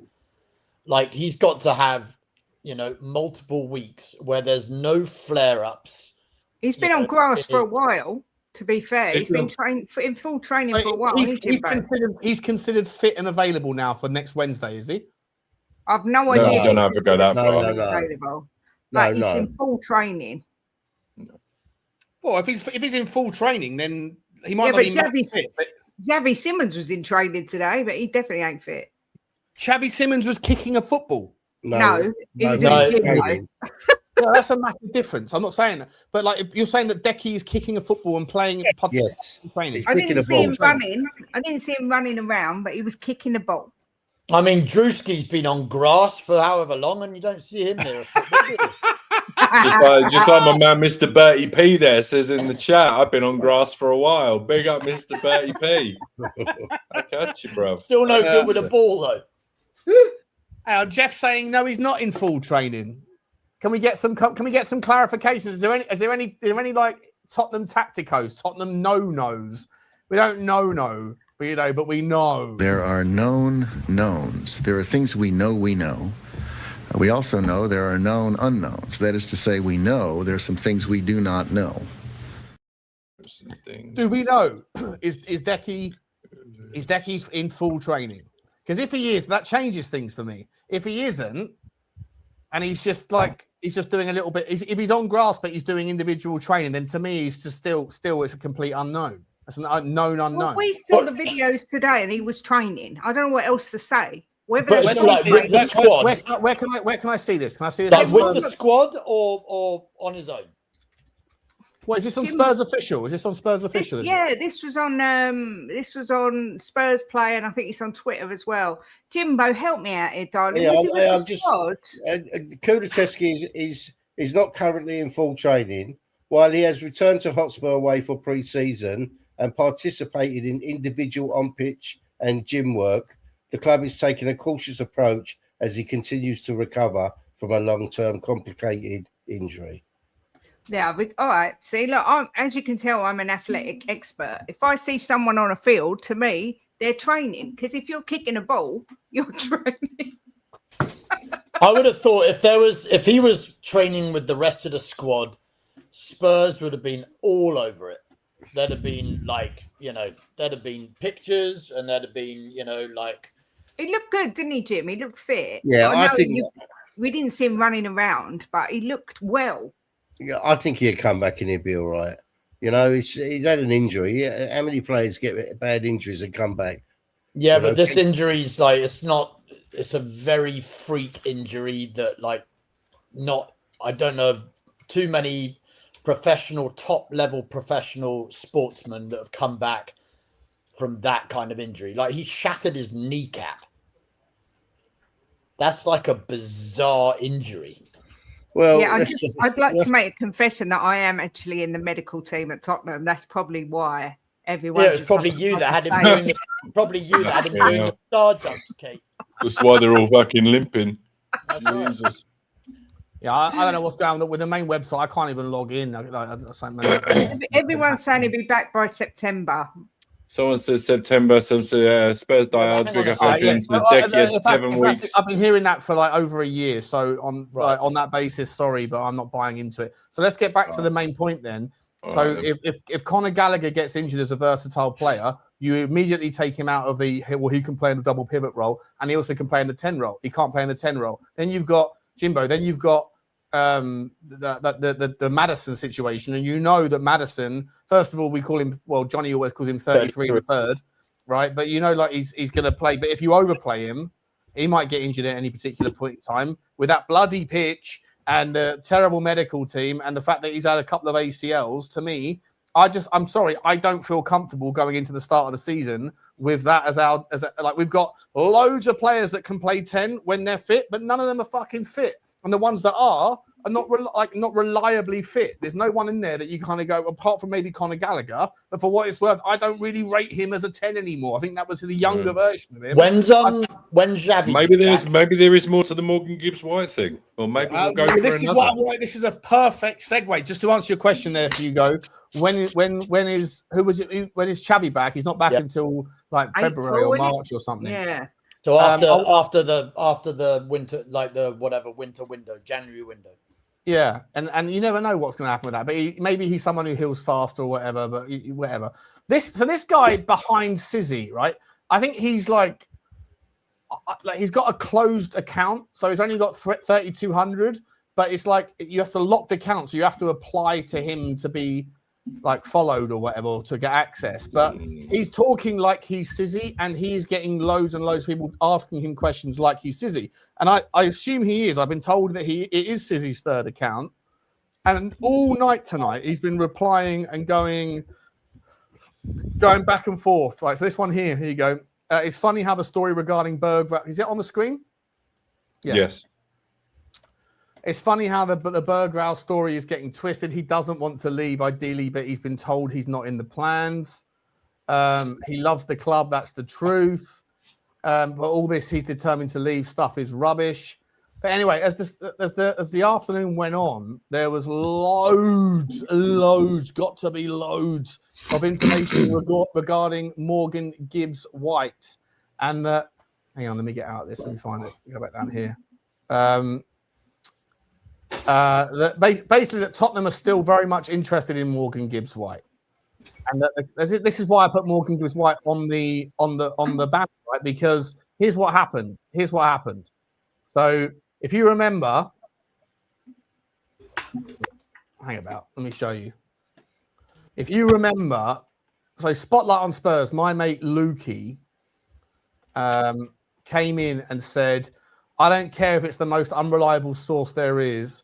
I'm talking a neighbour, friend's dog type of source. Any links for Morgan Gibbs-White to Spurs out there, please? Of which I responded with the link to what I said, July 26th. So it's 9 days away from the anniversary of my biggest mudding ever in the Tottenham, my only mudding, really. I'm kind of mud-free apart from that.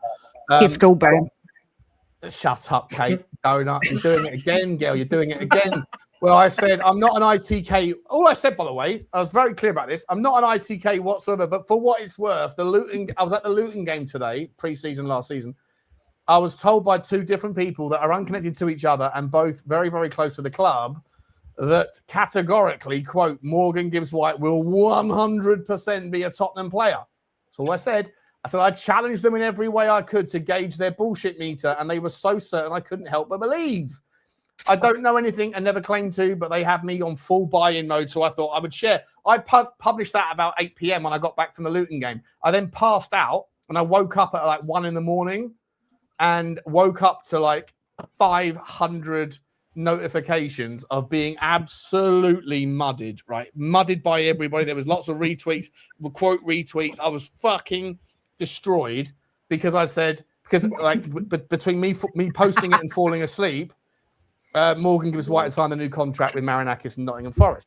Well, I'm bringing that back out now because of course. And then the hostage videos, Carl, the hostage pictures came out, didn't it? With Morgan Gibbs-White next to him. Oh, it was hilarious. 100%, right? 100%. But this guy tonight, who I think is Sizzy, but I don't know, but I think it is, there's a hell of a lot of conversation on it. I can't bother to find it all, but he's responding to everyone's messages saying that Morgan Gibbs-White it would be unusual. It would be difficult to get your head around it, but that Tottenham are still very much interested in Morgan Gibbs-White. So on that basis, I say we've got to chat. We have got to chat. Would that appease you in the loss of Bergvall? Fuck yeah, I rate Morgan Gibbs-White. He's absolutely sensational. He's a versatile player. Versatility is the second best utility. After all, isn't that right, Kate? I've updated my saying. What are we doing here? Very good, very good. Listen, we was interested in Morgan Rogers as well. That ain't going to happen either. Sorry to put I'm going to stick up for you here, Sean. I'm going to stick up for you here. Right? Can't people make a prediction nowadays and be wrong without getting slaughtered? No. But I wasn't. I was deliberately distancing myself from the IT. I was like, I'm not an IT. I'm not an ITK. I was just at the game with people that, and I know them. One of them's a Tunnel Club member. The other one is sister-in-law or something. Is like a medic or like a PT or some bollocks. And they both come up to me separately and went, "Are you looking forward to Gibbs-White?" And I went, "What is it happening?"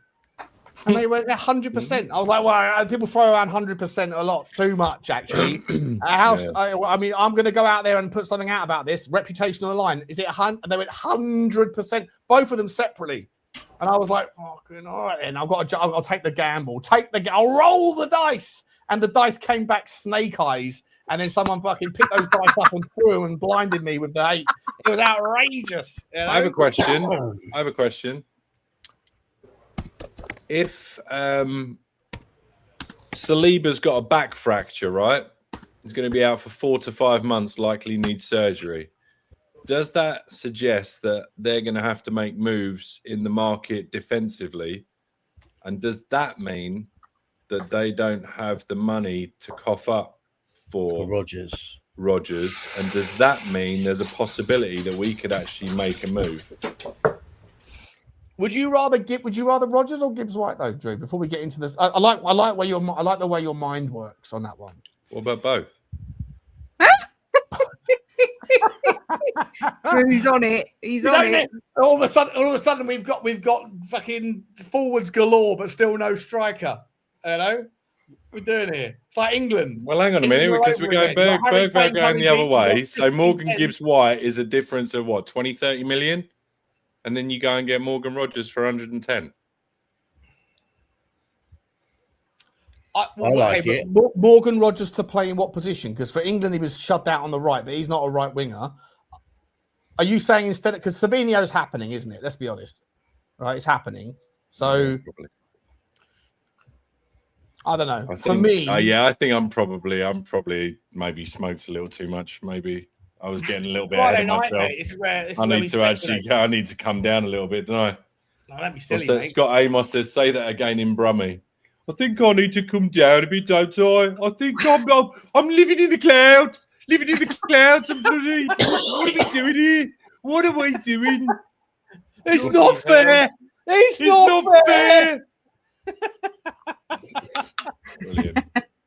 You're at that point in the night, mate, where you've been playing pool on 2-3 pints, and you're like almost Ronnie O'Sullivan level, and then you've had 4 pints, and you're gone. Now you're missing a couple by an inch here, but the best you can't come back down to 3 pints. So the only way is to push through to 8 pints. Right, yeah, push through. Missed by an inch, missed by a mile. Let's go.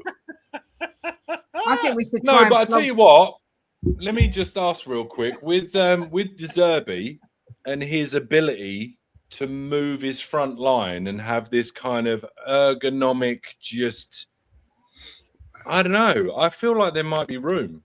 I think I'm getting ahead of myself again. It's real, but somebody else talk. I think I'm being silly. I think we're more likely we should try and flog Romero to Arsenal to make up for Saliba. But apparently, you can't do that. Can you imagine? Arsenal apparently have gone in for Konsa. Apparently. Although, to be honest, Kate, when Stel texted me a couple of days ago with my centre back, my captain about Romero after the England game, and I was like, don't.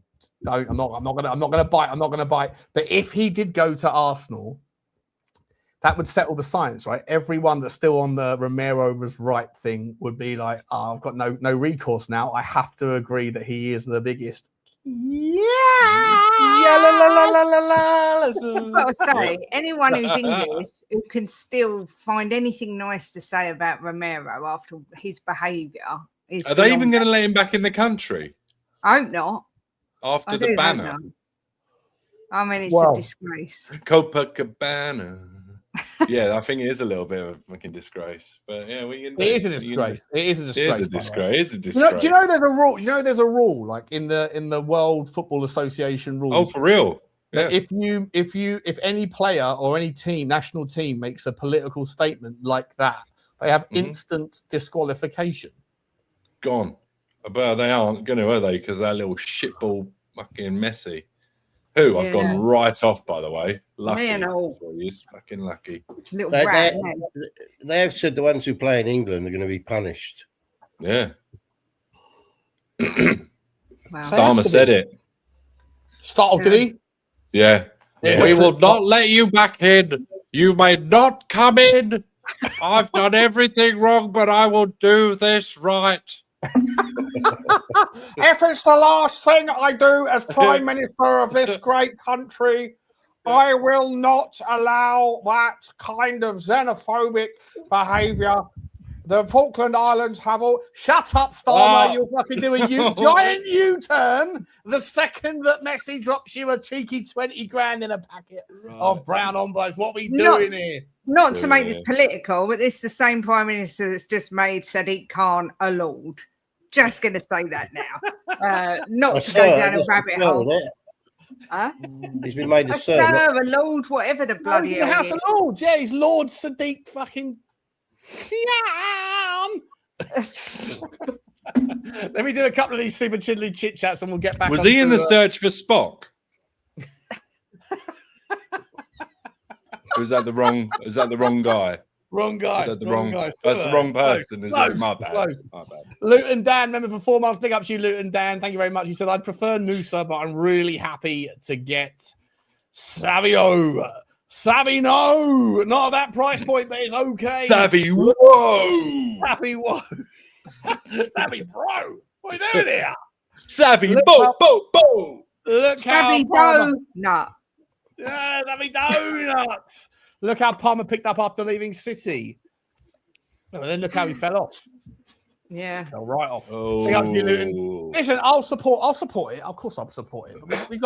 We've got to like throw out contrarian opinions occasionally. Rob Brown, member for 25 months. Wow, Rob, thank you so much for your loyalty, mate. He says, we should keep Gray and Bergvall and sell Sarr and Bentancur if needed. Out of curiosity, any updates on the pitch investigation? Listen, I think they came out and said that the pitch wasn't a factor. It's interesting, though, because their investigation started and finished within 3 days, whereas Real Madrid's has still been going on for the last 4 months.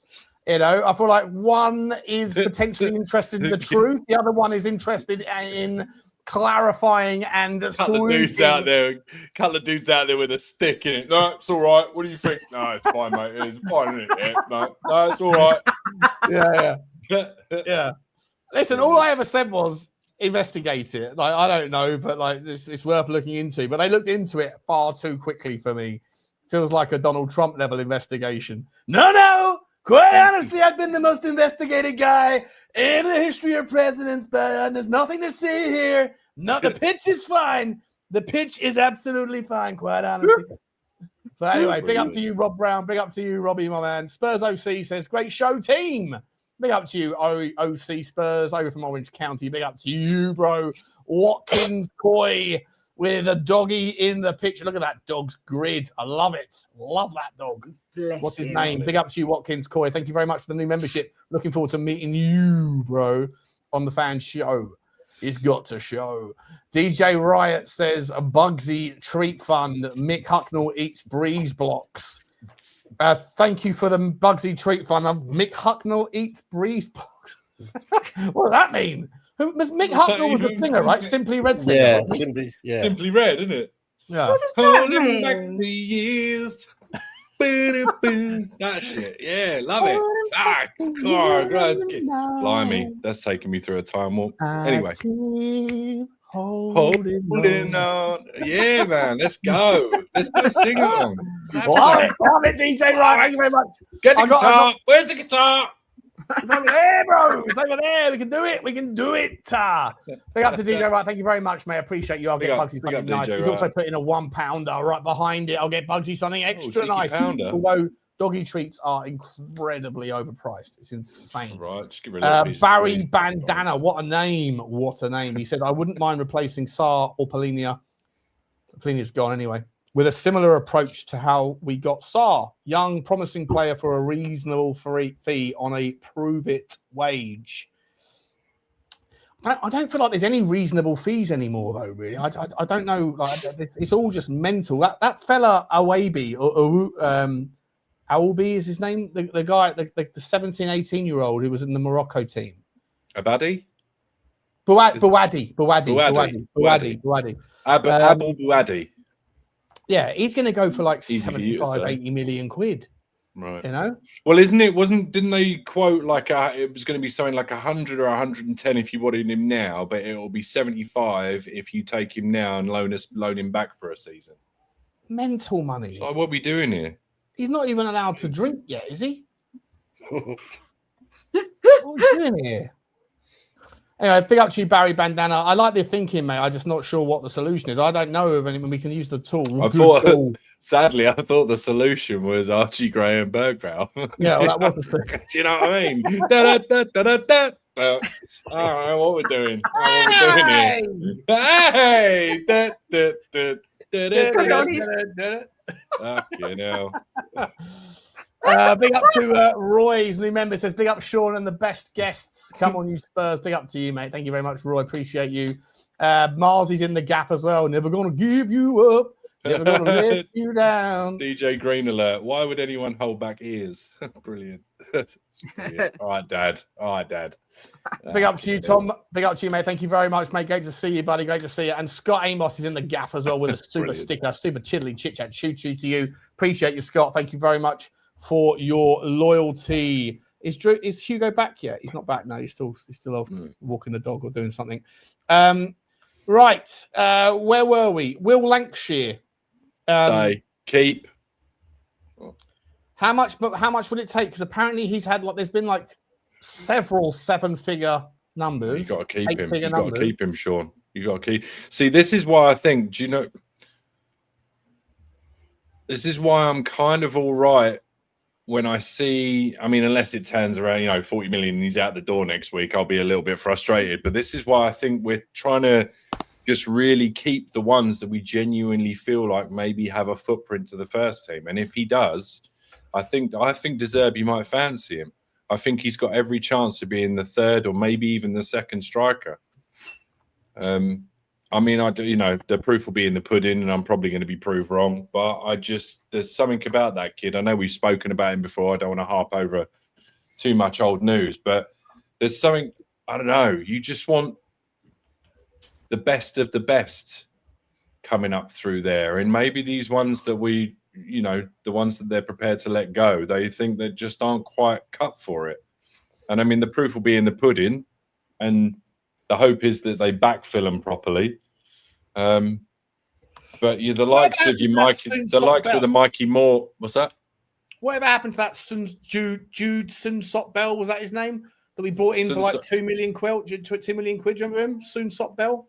Yeah. Playing in the second division in Spain, I believe, or last I heard he was. Oh. Yeah. So, but then, what about the likes of your Mickey Moore and stuff? I mean, he's being looked at in training, right? There's no guarantee he's going to go back out on loan. He might stick around. Do you know, I feel like if I had £1 for every time that I've heard the name Mickey Moore, and then Johnny's told me about his Gascoigne-esque barrel chesting run, I reckon I'd have a higher transfer fee than that guy is ever going to acquire in the collaborated career that he's going to put together. Like, Johnny waxes lyrical about this guy with the same statement every single show, and he's got me. Whenever I've seen him, I'm like, "Where's this Gascoigne stuff?" I haven't seen it. I haven't seen it in a Tottenham shirt, and I never saw it in a Celtic shirt. I know he scored a couple of goals. Rangers, sorry. I know he scored a couple of goals, but I don't think Mickey Moore has done anything in Scotland to make me think that he's worth keeping around. Unless we're going down the same path of the conversation I put together earlier. Sorry, Kate, you wanted to say something a minute ago, and I was going to say with what Drew said there about him being a second striker, you sort of suggesting Spurs might not actually buy another striker and might bring Will Lancashire into the first team. No, they've said they're going to buy 2, Kate. I know what they've said, but I was just asking Drew because I wondered if that's where he was going. I would think that maybe as an out-and-out 9, because I see him and Solanke really being the only ones that would play that particular role. But with the way that De Zerbi plays football, and I think with the potential on the wings, I could see a scenario where, I don't know, maybe you get somebody that's a winger but can play there. I don't necessarily know they would go all out for another number 9 and then have 3 players that could only play 9. It just seems like a bit of a waste of a position to me. I'd be more inclined to, and I'm just, trying to pull a name out of my arse, really. A Marmouche. He can play 9, but he can also drop into a 10, and he can also play on the wing. Have you heard I'd be how many more people are inclined now, to like, get something versatile like that and just have 2 out-and-out forwards. See how many What's people that? have lost faith in Marmouche because he didn't get to play too many minutes for Egypt. People are suddenly going, now, fuck Marmouche. I think What he's are we class. I think he's class. Fickle. Flip-flops. people. I mean, Ryan Cherky's only played a few minutes. What is he, dog shit now and all? Yeah, exactly. Do you know what I mean? Good point. Good point. I think we've got to keep Lancashire at all costs, but I still think he Good needs a point, loan. Drew. It's a good point. A loan in the Premier League. Good point. What are you saying, Jimbo? Before I bring Hugo back in, walk the dog. You've kind of opened my eyes a bit, so we need to keep a few of them, don't we, for next season? Because we will finish in the Champions League next season. I'm so confident. I reckon we will. Yeah, I'm so confident that we will. So you kind of, I never really thought of that side of it. I just get excited with the football. right. Well, yeah, I mean, those are sort of the names, the list of names that you mentioned in the midfield, like, one after the other. And you do think to yourself, well, yeah, the likes of, I would actually rather get rid of Sarr. Like, is there a world where you can convince Bergvall that he's going to get the minutes he wants? Like, now with the whole Sizzy thing that he just showed, am I right? Sorry, I was kind of in the middle of something else as well. Am I right in saying that Bergvall said that he wants to say, and it's more like De Zerbi and the club are trying to push him out? Is that the narrative? I've heard the opposite, Drew. I've seen it online. I've seen it on TV that De Zerbi wants him to stay, but he wants to go for the minutes. He wants guaranteed play time, and he doesn't think he's going to get that at Spurs. But I think De Zerbi likes him. Right. And I think that if you're doing, if we're doing 38 league games and then, hopefully at least one cup run, I just think five midfielders, what we do, sorry to go over whole ground a little bit, just real quick, right? So you got Fernandes, Tonali, then you got Bentancur, Gallagher, and then you would do Archie Gray and Bergvall, and then I would get rid of anybody else. Why would you do that? Oh, no, I mean, I'd much prefer to do it that way. But then, are you then holding... I mean, it'd be nice to know what the truth is. Are you got a player there that thinks he deserves more minutes than ultimately he's going to get, and he's going to be he's going to throw his toys out the pram when he's only getting 10, 15 sprinkled in? I don't know. What do you think? Oh, I was just about to ask Hugo what he thought. And I agree with what Destiny says in the chat. Gallagher is meh. Gallagher's meh. Yeah, I'm not sold. He is kind of flattered to deceive a little bit since he's returned, isn't he? Yeah. But can you imagine? Imagine what he walked into.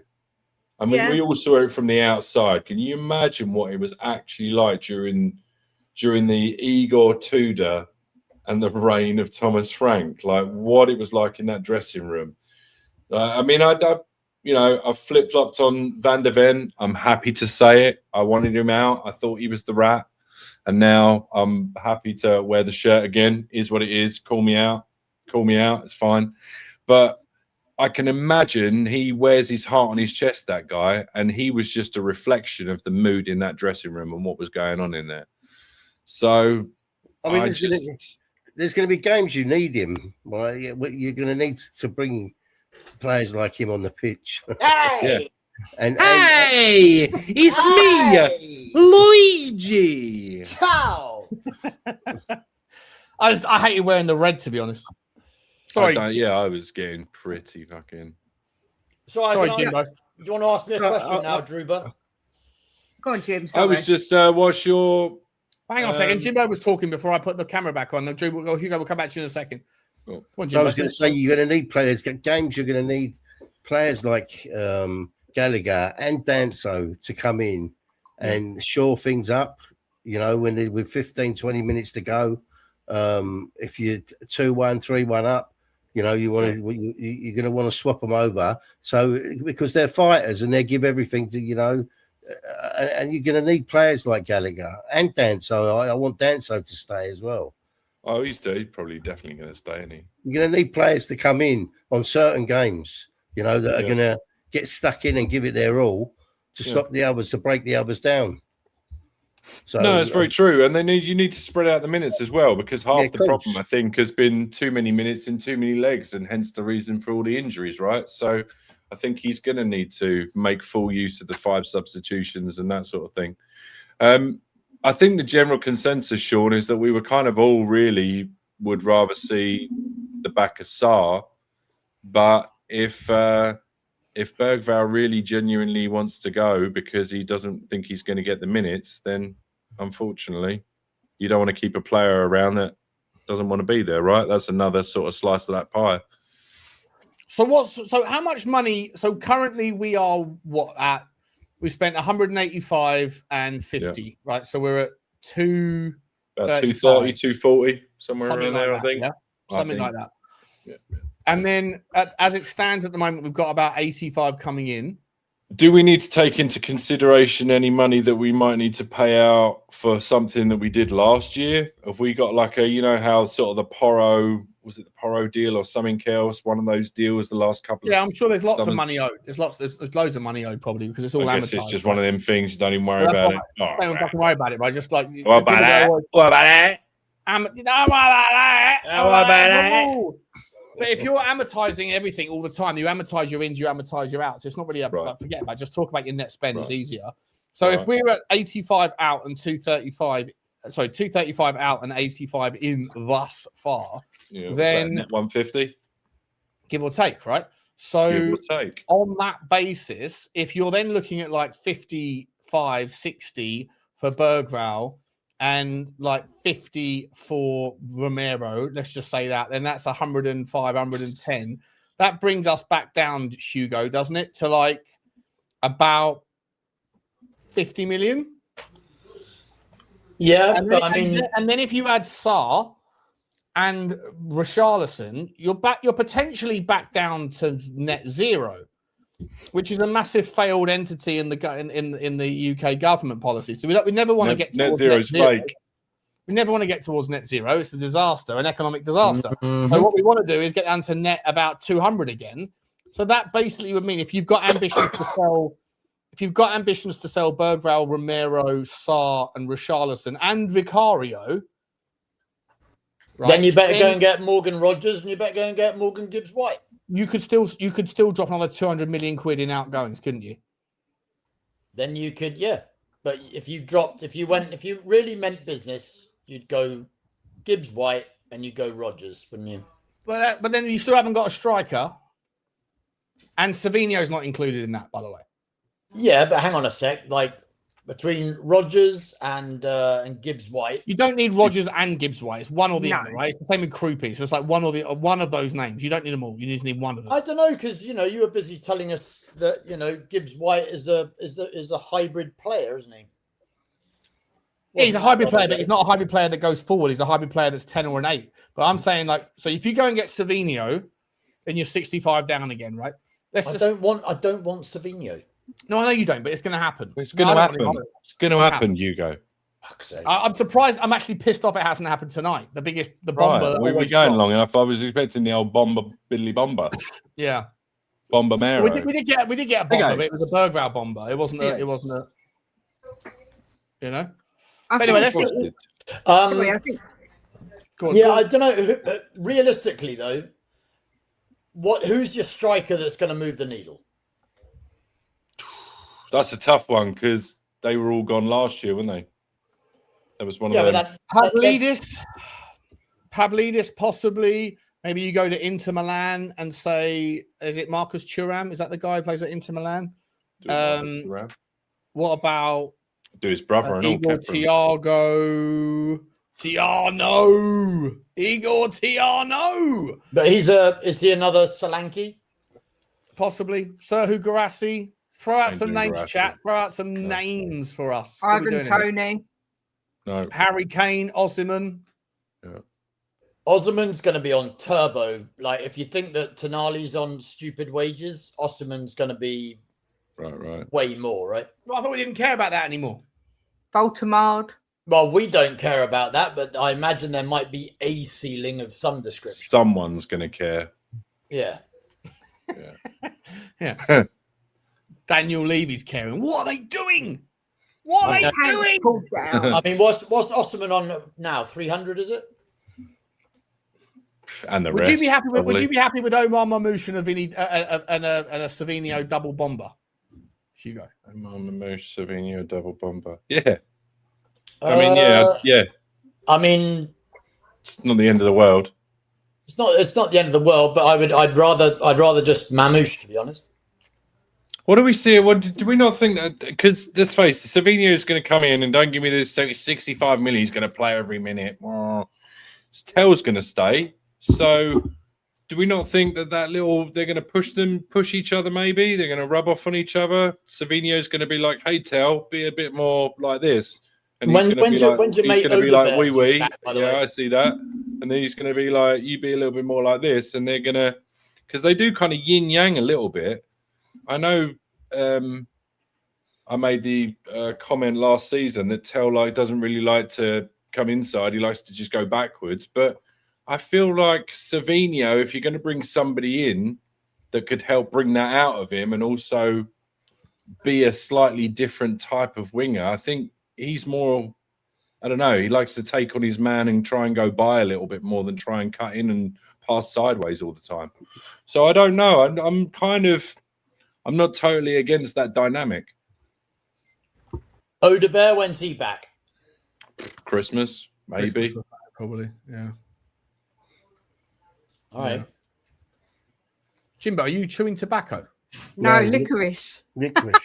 Oh, I bought him What some are we doing here? sweets. what are we doing? Licorice. Oh, fucking 1942. What are you up Well, I to? was born then. Absolute Yeah. disgrace. Fucking hell, I think the whole striker thing is we need clarity of what we're going to do, because no one's really got any idea. I mean, for you to sit there, Shawnee, who goes through every player that plays in the whole wide world and say, I literally don't know where we're going to go. I think everyone's scratching their heads. Some names are just going all over the place. Maybe we're asking the wrong question. Maybe the question shouldn't be what striker do we want. The question should be what striker suits De Zerbi's natural system, and week in, week out, what do we think De Zerbi's going to play? What does he want his striker to do? And therefore, because if it's going to be another case, if he's going to ask the 9 to play the sacrificial lamb again, then I don't know. I mean, your guess is as good as mine.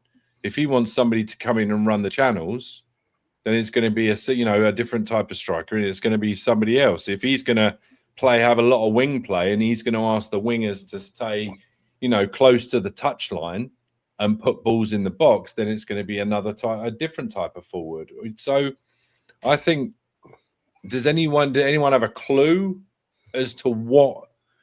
We're looking for a channel runner? Are we looking for somebody who runs behind? Are we looking for somebody that drops deep? All of the above? Are we basically just looking for a stopgap, or can we just run with 2 9s because genuinely there's an inkling that we might get Kane for a couple of seasons come January or next year? Like, I don't know. Questions. I'd go and get this geezer, by the way. Mikhail Tadzi, someone put it in the comment section. I think he's such a fucking talented player. I don't think he necessarily can play a 9-9-9 though. I think he needs to be like an inside forward type of player. But Which I think, there's just not that many names on here that really stand out to me. You know? Right. You're not going to get Harry Kane in reality. Haaland, Ayesi Ueda, he had a wonderful season at final, but then Santiago Jimenez did. Denise Undav is a quality player, but I don't think. Who's that at number 2? I've never heard of this guy. Charis. I mean, I like the name. Don't get me wrong. That's Luis Suarez. Oh, of course it is. Luis Suarez, you donut. Good donut. Oh no! Oh no! And I think Suarez has moved. Has Suarez gone somewhere? Who? I'm sure he's signed someone. He's gone somewhere. Not that new Suarez. Hang on, Sporting. Yeah, man. I'm sure he's moved to some. Oh, fuck! What I just done? I'm sure he's moved to somewhere. Yeah, the fact that there's 4 24-year-olds and then number 5 is a 19-year-old. I mean, them's the Slims pickings, or is that the no, that's the amount of goals. Specific parameters. That's the goal. I thought that was their age. What am I doing here? Here's a question for you. Bearing in mind that John Duran, although he's owned by Al Nassr, he's been on 2 consecutive loans, Fenerbahce and Zenit St. Petersburg.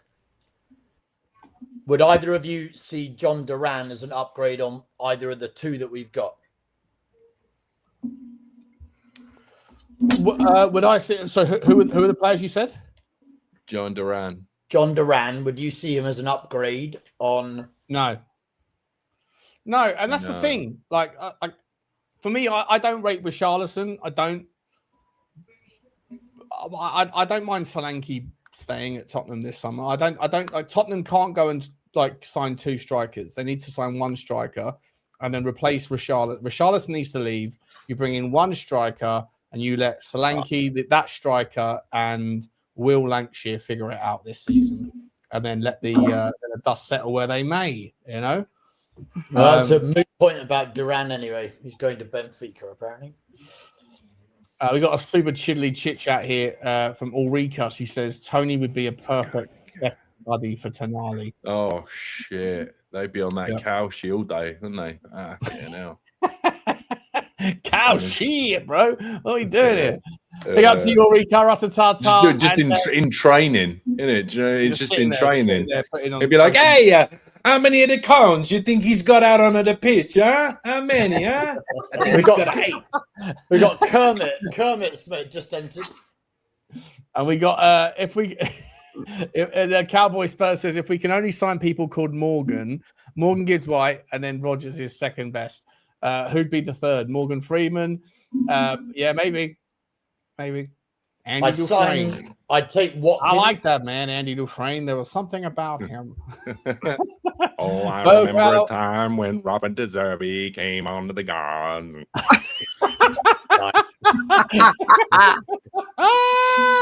Very good.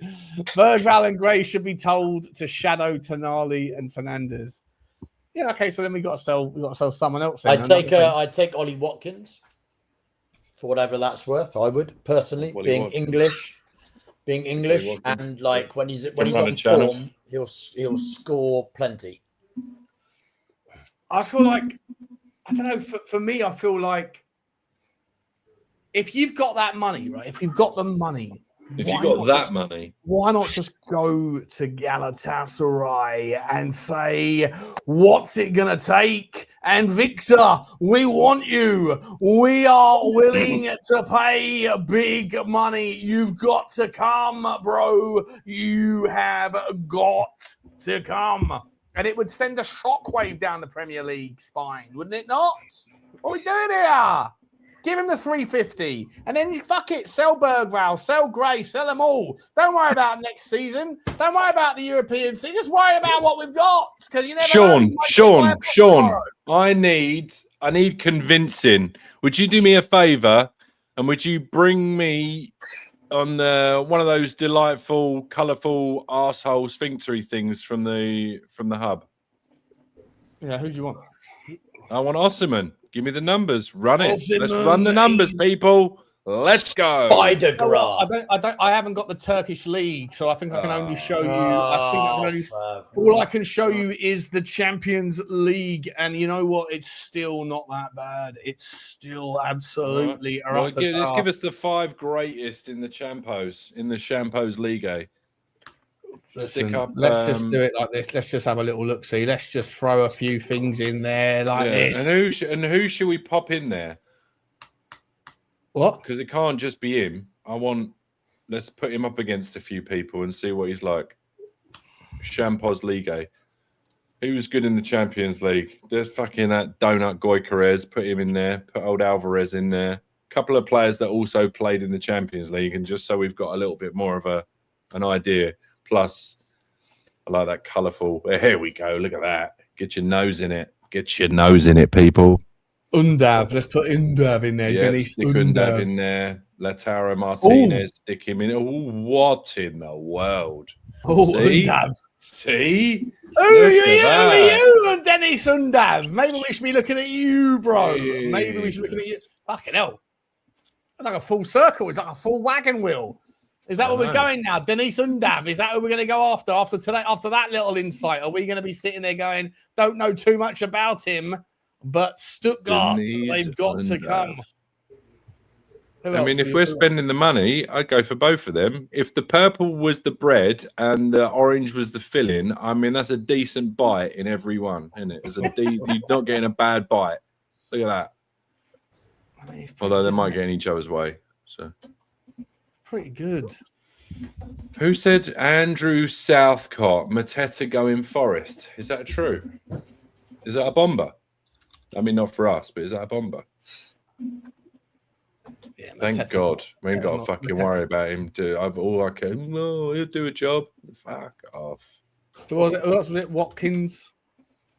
Wally Watkins. He was in the Champos, wasn't he? Wait, what season is this? Ollie Watkins did not have that good of a season, did he? No. He fucking nailed it. In the yellow? Absolutely. Oh, yeah, Dua Lathabal. Good shout, Adam Gill. Good shout. So underrated. You'd never get him out of... How do you spell his name? Oyarz.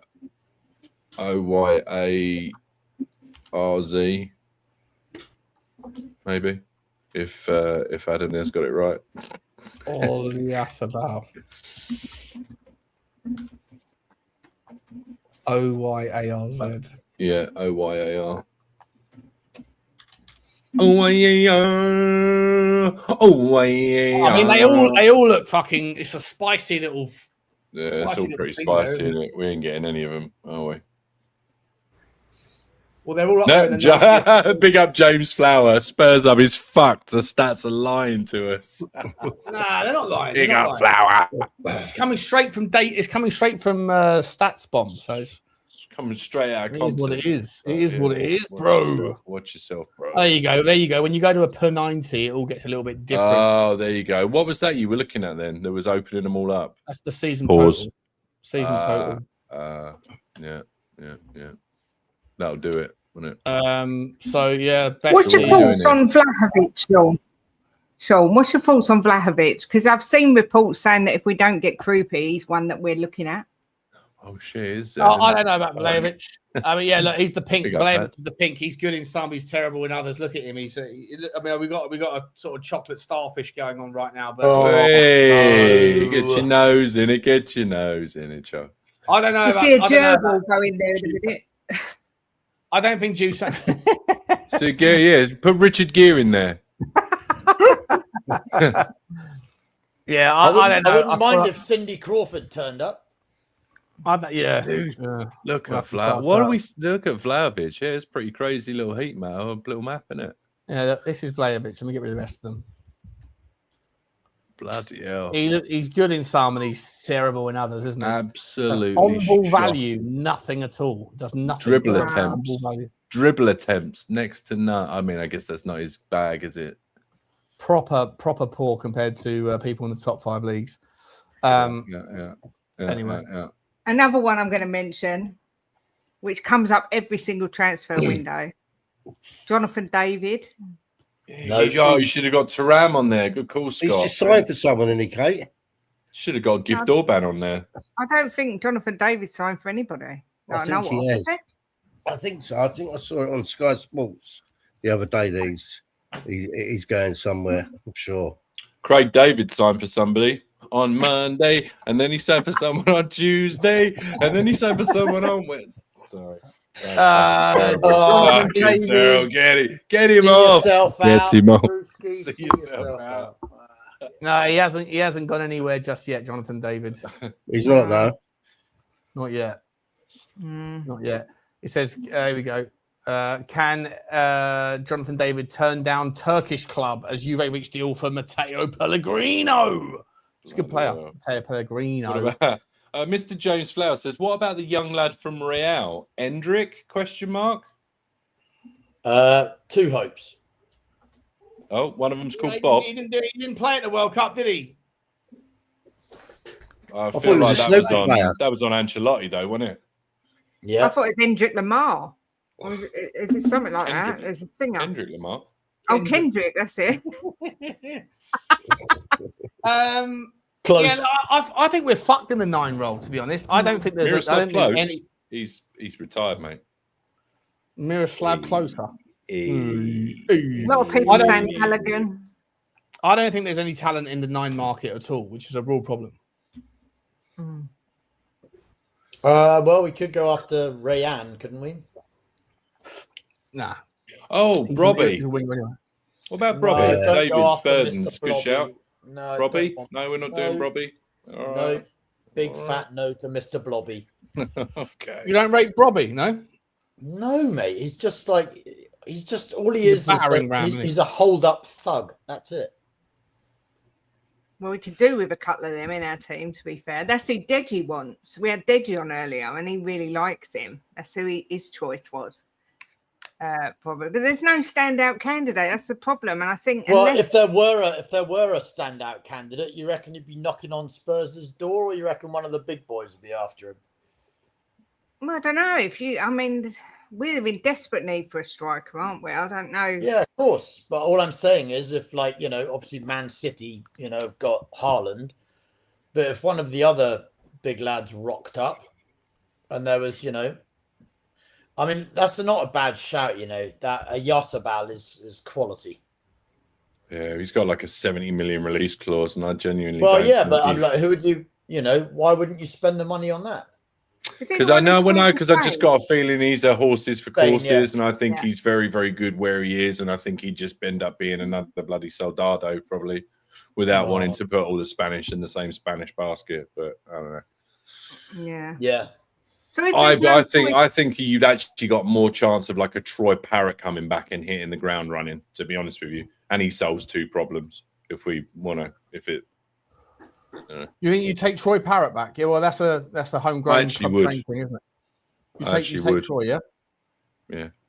Wow.